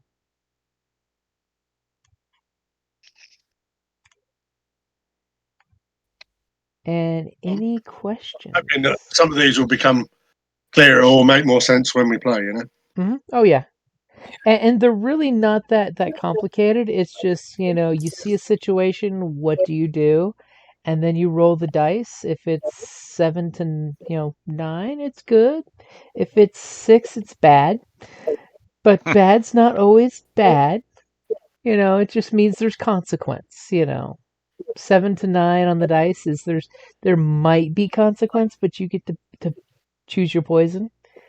And you know, if it's a 10 or plus, it's balls to the walls in your favor. Fine. If I may, somehow it fails me right now. In which cases exactly which we mark progress, this attention So for on the attention, character? Yeah. you're going to mark attention on a theme when anyone invokes the theme's weakness tag. So anytime that weakness gets used, you know, anytime I'm using it, you're giving Ah, attention to it. weakness. So if I click on your weakness, or I should say, you click on your weakness, you'll know that it's getting attention because you're giving it, you're giving it screen time basically. For character themes, you choose to give attention to your logos during the downtime montage or explore your mythos. Because that would basically be in the cinematic angle where you see the hero in a show go to the museum and look up who their powers are based on. You know, like Catwoman, when you see her go to that cat lady who's got all the ancient Catwoman myths in her house. You know, because your downtime, you're choosing to give your mythos some attention. If you find answers to a theme's mystery, if you sacrifice something to hold the theme identity, so basically if you like blow off the mission to go keep your identity and your logos, you know, you're basically Peter Parker getting to school on time, you know. You had to leave the bad guy out on the street still doing the bad thing because you had to get to school on time. For the crew themes, you can mark it when the player chooses to on the geek out during credits. That's basically during the game mechanic you have a opening and a closing. The geek out during credits is the closing after the session. And you can mark attention on your theme when it's full. You can choose to get a new power tag, add, remove, or rewrite a weakness tag, which shows your character's evolution, or choose a theme improvement on the theme book, which is on the back. And of course, you know, when you do that, you reset your fade or crack depending on if it's mythos or logos. So having your weaknesses called into account is a good thing because it actually shows you're giving it attention. In other Powered by the Apocalypse games, it's actually when you fail, you get experience, but in this one, it's whenever your weaknesses get used. Yeah, that's good. By the way, I noticed that I have not put anything, any power tags on the crew theme. Did we have any? Yeah, if you click on the character sheets page where it says team themes, if you click on that, it'll pull up the whole shebang, which is, and your crew team theme is the Dabblers in the Mist. So it's empathic connection. You guys just have this spidey sense. When danger happens, you know when to show up to help each other out. Then you have guidance from a strange mystic, which we still have to figure out who your mystic is. And then divine intervention, which I totally blame the Archangel for that one. Damn right.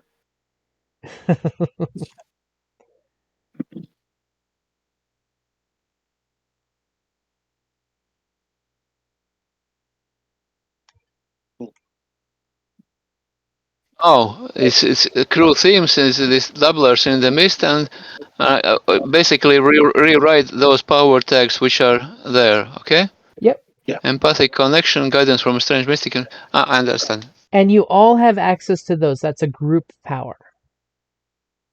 And we use those like any other power tag, do we? Exactly. Yep. So anytime So, it comes in handy that you should have an empathic connection with your teammates, you can totally click that one. You know, you don't even have to say your plan. You just kind of look at each other and you nod, and you just empathically know what the plan is. Yeah. So if I don't know, if one of us is trying to stop the other falling off a building, you know, we might have a timing connection or something like that. You know. Mm-hmm, exactly. So some little supernatural niche. Yeah. Cool. No drama. And since it's totally embracing the mist, it's who knows exactly what it comes out as. Is, you know, it could totally be Archangel sense. Yeah. Now By the way, for some reason I'm not getting on the chat thing. I'm not getting stuff that's coming up. On the chat, you'll have to click the little talking bubble, the little cartoon talking bubble. Yeah, I've done that. And I've got the last thing on there was Guntis has got make a hard choice. Is that the last thing on? You may need to refresh because I know Aaron just posted the geeking out during credits. Yeah, that's right. That's what I pressed something and then it didn't do anything. So what am I doing? Just refreshing Roll20. Yeah, just refresh Roll20 and it should update for you. Okay, cool. So I did post in there the typical session structure. How a normal, session's going to go is you start the session. You know, one player will make the voiceover montage move, which basically it's somebody's going to pick, and I'll usually just roll dice, or if somebody wants to open up, they can totally do the opening. Then we play through our scenes. And then we basically have the session end, which we do the geek out during credits, which just got posted by Aaron in there. So at the end of the session, you go around the table. Each player answers one of the following questions, which is, how has the crew grown? Which character has the most meaningful interaction with your character this session? And which of your themes is under the most strain? So you basically will pick one of those three questions and answer to the group.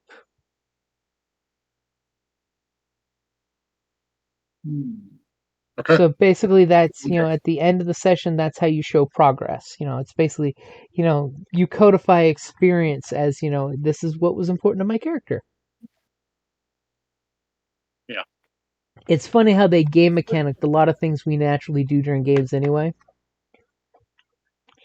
Because literally the geeking out is the small talk after almost any game session. Or if you're lucky enough to be in town and you go out to eat after gaming. It's what you spend the next 2 hours doing while eating. So just to give you guys some insight behind the MC screen, the Master of Ceremonies, is there's such a thing that I do called soft moves and hard moves. It's one of the weird mechanics for Powered by the Apocalypse of I don't roll dice, you guys roll dice and deal with the consequences. So soft moves are things that I do to complicate things and then possibly go after you guys, when you make an action and there's consequence. And activate weakness tags, basically, are soft moves that GMs do, or MCs.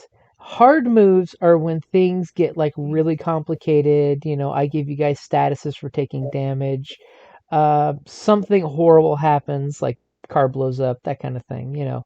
deny you guys something you want, force you guys to make choices. So hard moves are almost always a consequence of something. Okay.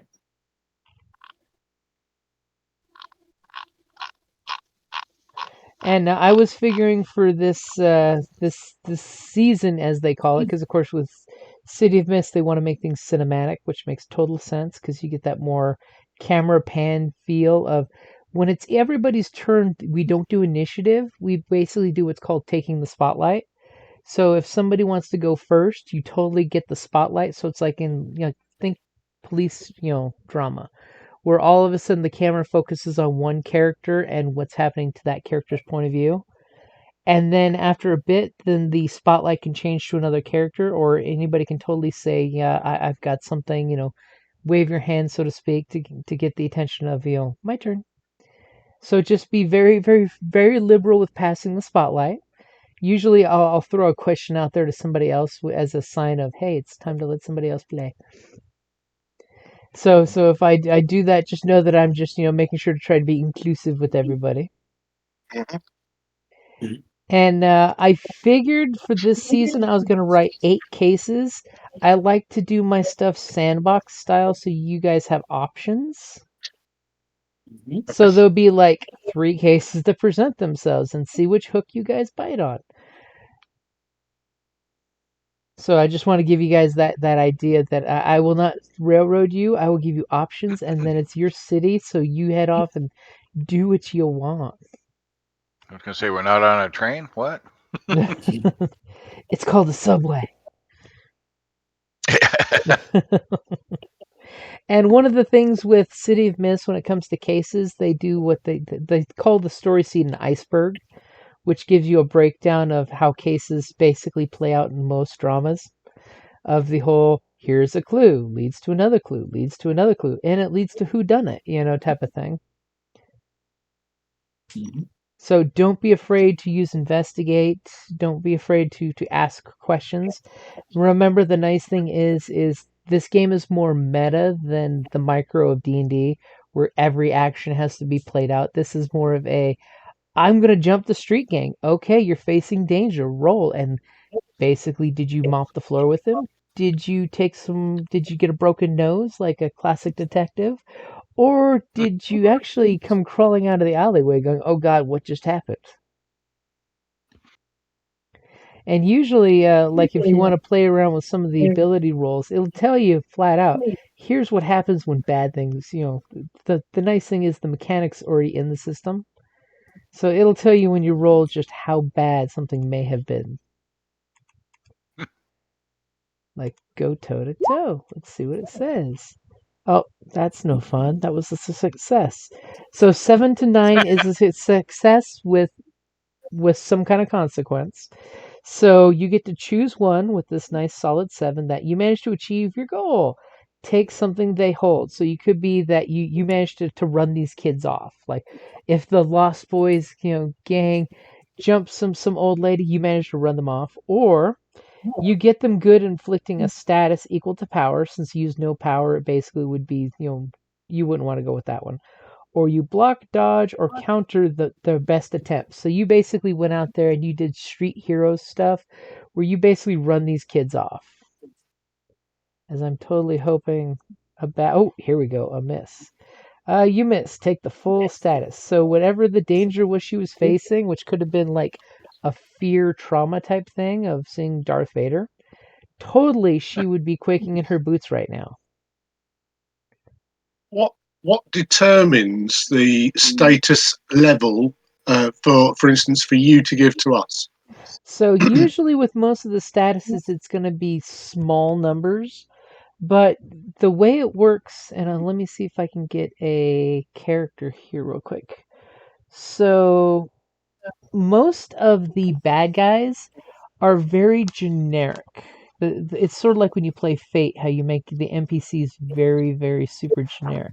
I grabbed the wrong book.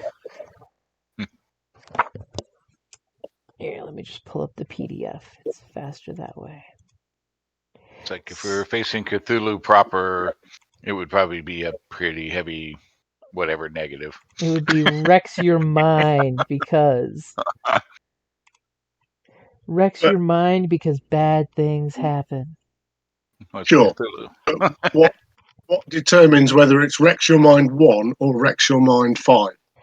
Basically, it's what the antagonist you're going up is. I'm gonna send you a screenshot. Oh, I see. So it's part of their power set, if you like. Exactly. Yeah, it's basically On a successful hit with their revolver, it might do you wounded 2, for instance. exactly. I'm gonna shoot you a quick Right. picture on the Facebook chat if you want to see it, so you can just get an idea because it's way easier than me, typing it up. But you can see the abilities that they have, and if you fail like a 6, all of a sudden you have to face the full consequence of that. So like in the picture I'm sending right now on Facebook, you see the hired thugs, which are common crooks, and usually they have a weakness of themselves and something they can do. So like if you look at the hired thugs, they have hurt or subdue 3 or threaten 4. So that's the physical and that's the mental. I So see. Right. collectively, they have a handful of members. Their size factor of 1. So you basically, it's a group of thugs. And then they have bully, which is threaten 2, beat up, which is broken arm 3, and it gives just generic examples that you can use. Okay. And the bold text there, the hurt of subdue 3 and threaten 4, that's what you need to do to them. So if you use something that had a power of 3 and you fought them, boom, you took them out. Right. Would we have to know what that specific condition is that we need to give them? You can totally use an investigate to do that, but usually anything physical would be a hurt or subdue. I'm not like I have to have the exact verbiage to do for you to do it. It's one of those. Threaten would be more of your social skill. Yeah, like let me give you an idea of something more powerful. And you notice the stars are what they rank things as, and this will be fun for Jack to see. Because one of them is Jack and the Beanstalk, basically the writer's interpretation of it. So like Rapunzel has hurt or subdue 2 as her hit points to think about it as, because remember they take status cards as well. So if you do any physical 2 or subdue 2, so if you like use adaptation to change the game, you could subdue her with your adaptation power. You turn concrete, you throw a chemical in the asphalt that liquefies it so she gets stuck like tar. Jack and the Beanstalk, however, is very difficult to catch and a lot easier to hurt or subdue. So like anything, like I'm going to try to street chase Jacqueline Brown, who is Jack and the Beanstalk. It's hard to catch Jack, as our Jack knows for sure. Yep. So like if you see, no, this is the good behind the MC screen. Like Jacqueline Brown has stealthy. When Jacqueline enters the scene, if she's sneaking, give her stealth 2. If she loses the status, the MC can renew it as a hard move.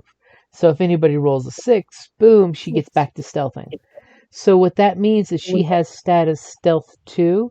So anyone trying to investigate the scene is getting -2 to your roll because of her stealth. Right. Okay. As Green I have got Thumb, the MC's book. I just haven't read it yet.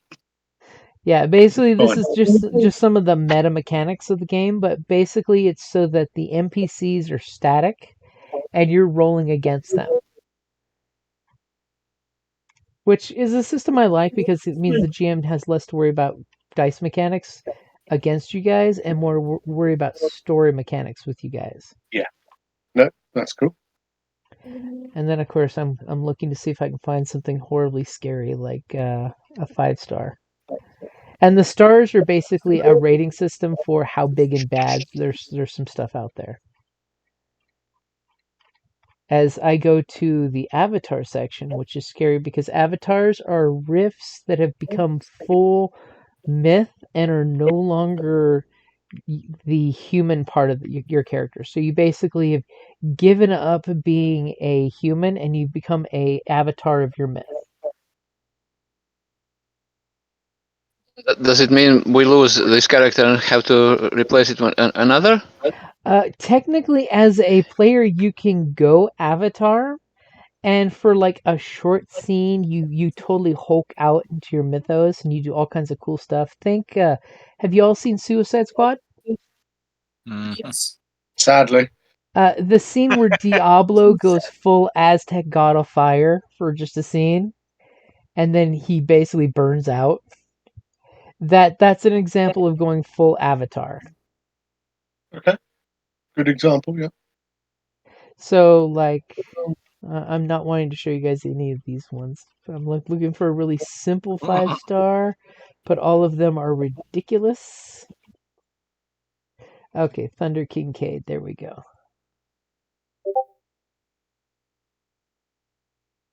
Thunder Kincaid's a good 5-star that's not ridiculous.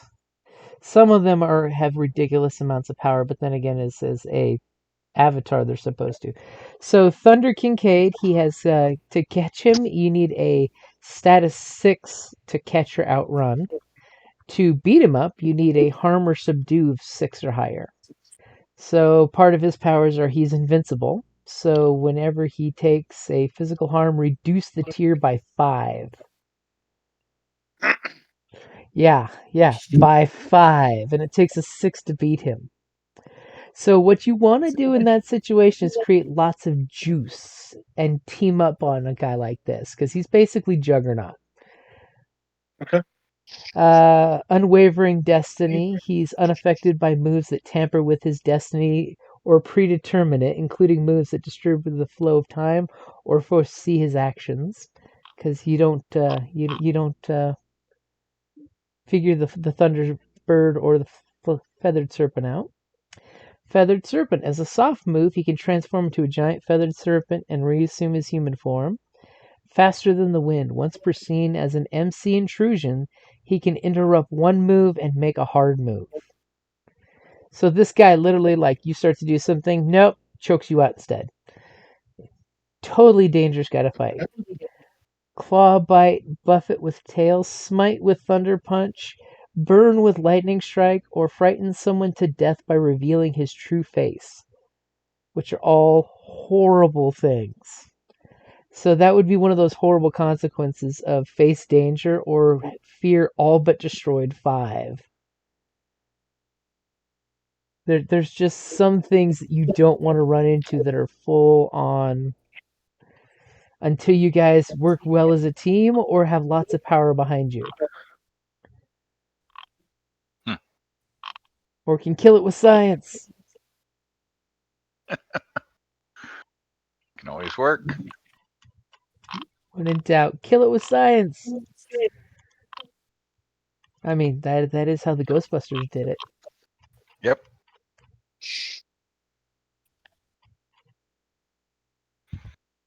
Okay, so any other questions game mechanic wise? I'm still trying to wrap my head around how combat works. I mean, I understand the condition cards and all, but for instance, if we were to throw down, we would be using going toe to toe and what's the other one called? Hit it with all you got. Well, hit it with all you got, and then standing toe to toe. It would be essentially opposing rolls to see, one, do you actually connect and have the effect of the condition card, and then standing toe to toe would be to reduce the damage. So the way it works is you guys are facing a group of thugs. Full disclosure, you guys got the picture there of what the thugs are. So we'll say that Rico pissed off the wrong guy by flirting with his girlfriend Jill, thinking she might have been the Jill. And you know how that goes, he's making moony eyes with her. So small group of 3 thugs jump Rico. So is Rico gonna go toe to toe with them? Is he gonna like lose his shit and hit them with all you've got, smashing the pizza you're delivering in one of their faces? Or are you just gonna go ahead and try to face danger and run? How would Rico deal with the situation of 3 thugs that managed to finally catch him in the wrong alley at the wrong time? And yes, I'm totally peeking at your character sheet right now. So in this situation, camera zooms in on Rico after he tried to flirt with this guy's best girl Jill, and he's like, "Oh, Rico, finally you run into me." And he's cracking his knuckles. His guy's got a chain.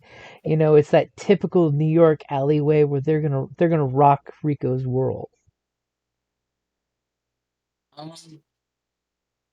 I think that my first step would be to try to generate some juice. Okay, so you're gonna go with a change the game. Yeah. Okay, so any of your power tags you're going to use. And you can totally go and check any off since this is a mock run for you. Let's see. And see, the nice thing with juice is they use it as a generic term. Like in Fate, you'd have to create an aspect and you'd have to title it so that way we know when it's relevant. Here, it's just juice.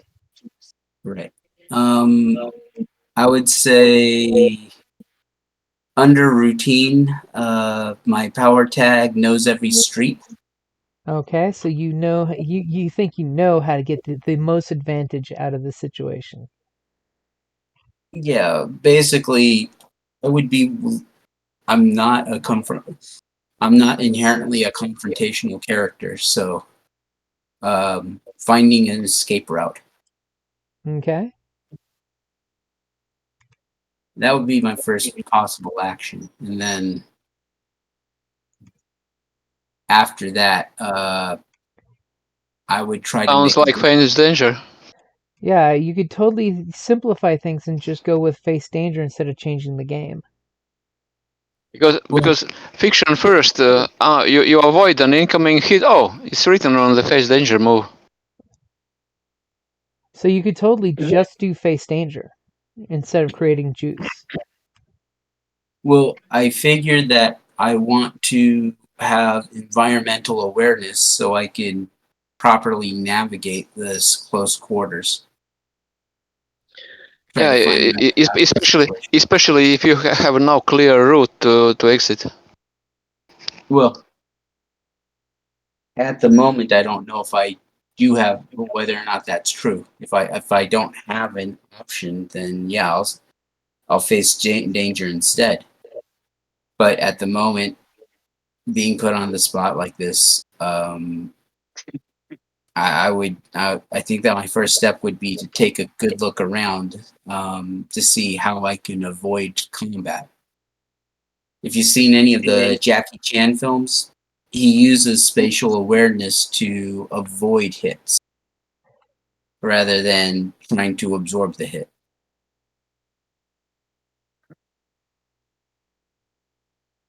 Okay, so you're not wanting to escape yet? Yet. Okay, so if you're not attempting to escape yet, you could do a change the game to give some advantage to yourself. But just remember, in that case, even if you succeed, you're not out of Dutch. You're still in the hot seat. Yeah. It just I means you're realize doing that Jackie Chan bit where he looks back and forth, left and right, real quick to take in the scene and looking for that ladder or that chair that's going to save the day, or in your case, the fire escape. Right. Okay, so what tags are you going to use?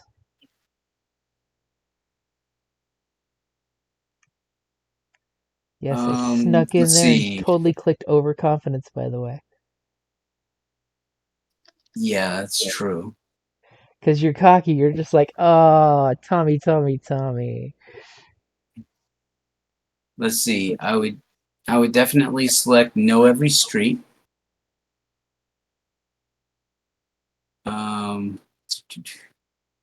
And then under Wanderlust, I have Uncanny Parkour Artist. That totally would Really? be there. As you start monkey jumping around trash cans and dumpsters. Okay. Yeah, I think those are the two that I would tag Okay, so go ahead because and I hit can't. Yep. change the game. So you're basically a total of +1 because you added +2 and it was -1. So, and nicely it shows the good things and the bad things is your overconfidence, but you rolled a 9. So you get juice equal to the power, which is +1. You can spend your juice 1 for 1 to gain the following effects. So you can create a story tag. You can totally say, yes, there is a fire escape I can escape on. You can burn a power tag or a story tag and give reduced status. So basically, if you get hit in your next roll when you attempt to face danger to escape, if you take one tier, you can reduce it or give a status if you basically succeed. So you looked around, you took in the situation, you realized that there's a dumpster right under the fire escape that you can attempt to make your escape. And it looks like you already clicked the reset button, right? Yeah. Yeah, just make sure each time to hit the reset button because it'll uncheck everything for you, which is really nice. So go ahead and hit face danger with whatever tags that you're going to use. And don't forget, in theory, you would have gotten attention to Jack of all trades because of your overconfidence. Right. Sorry, can I just ask, is the overconfidence, is that a weakness tag of one of your themes? Yeah. That is a That weakness is one tag. of my. That's my weakness tag for Jack of all trades because I'm skilled at many, master of none. Sure. Okay. I believe that I have everything that I need in order to get the job done. As Han So that Solo would have said, been, don't get caught. so that was +2 -1, essentially, yeah? Right. Yeah, just so I can get my head around it. My question here is, are they bigger than me? They are not. Okay. They're not physically Just imposing, they're sure. just thugs. Right. Just thugs. Let's see. So let's check overconfident. I'm going to tag back alley brawler. That's a good one. Uncanny parkour artist and block martial arts strike. Nice. To and as kind he's of bob and, to kind of strike, bob, and weave my way to the fire escape. and as he's clicking these guys, you'll notice on your power tags there's a little flame symbol to the left. At any time, you can click that and burn out a power to just automatically succeed. Just to give you guys a heads up. There's a question. The power tag that you choose to burn to automatically succeed, it has to be relatable to the action that you're taking? Yes, it has to be some way usable in the situation. Got it. Okay. So you totally wouldn't want to use Crazy Taxi to arm wrestle some guy. Right.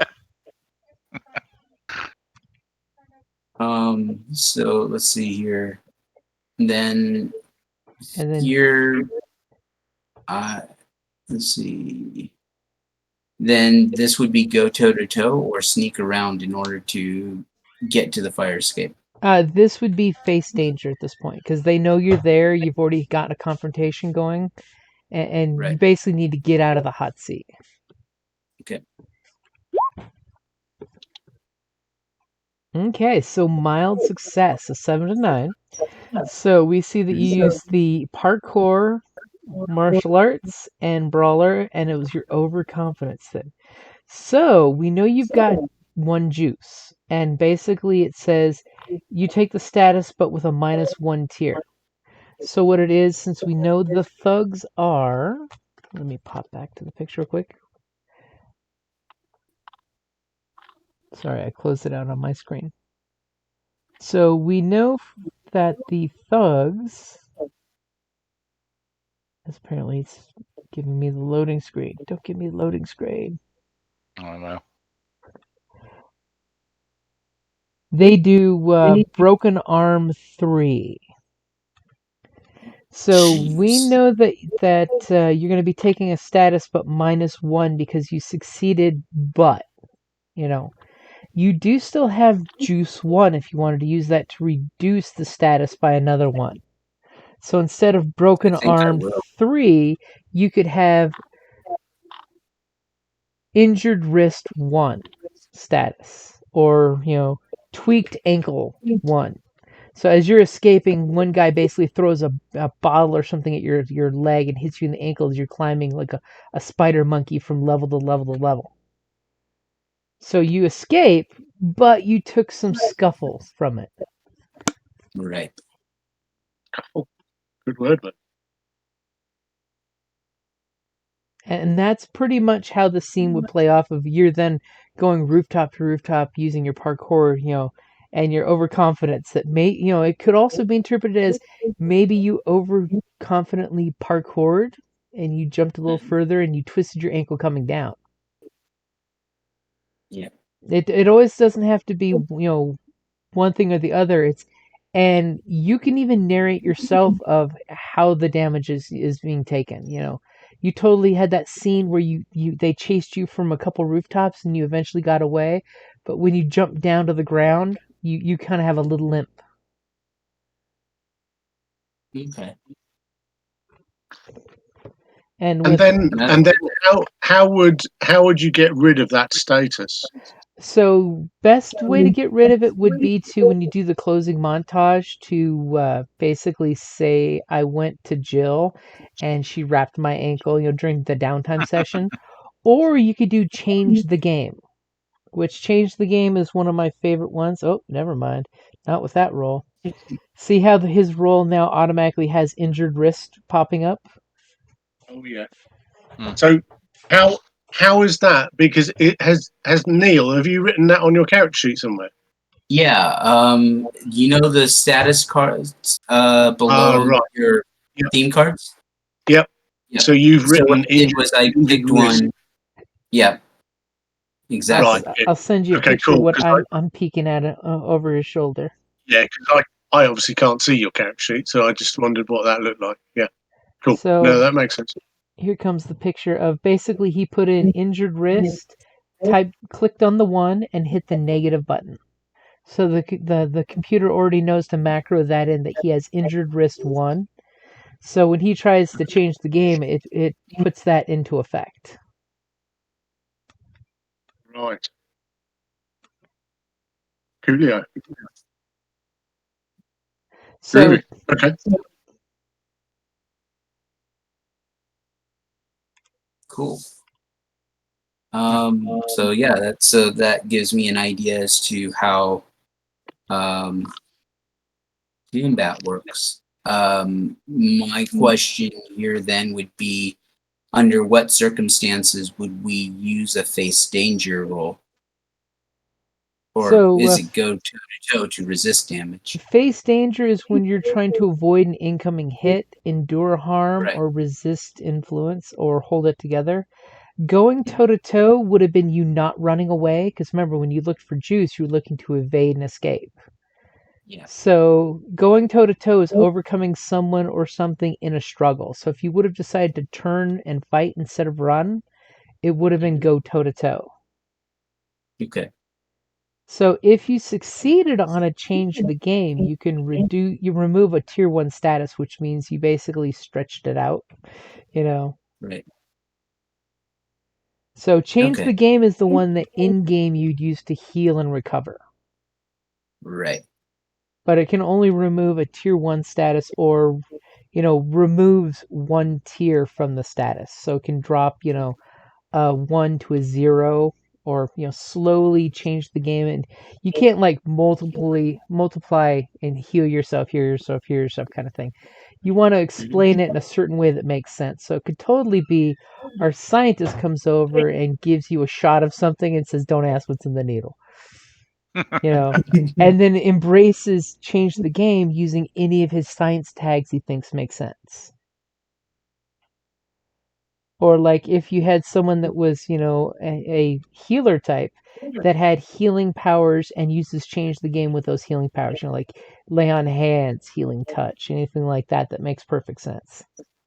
I mean, it could totally be used that Faces of Jack, you have an injury and you use Frosty Reception because you iced the wound. It's Yeah. totally up for interpretation.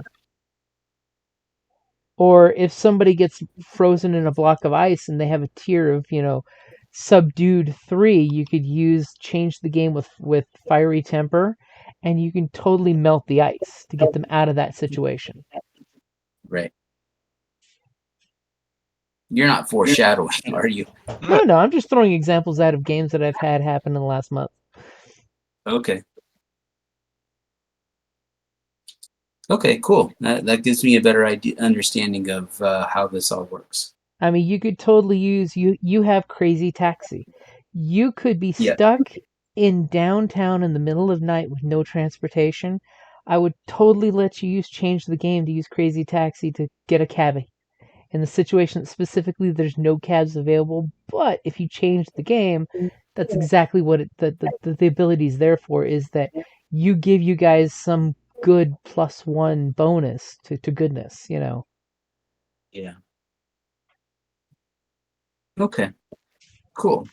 That works for me. How long of a game session are you looking at running? I figure usually 3-hour sessions. It's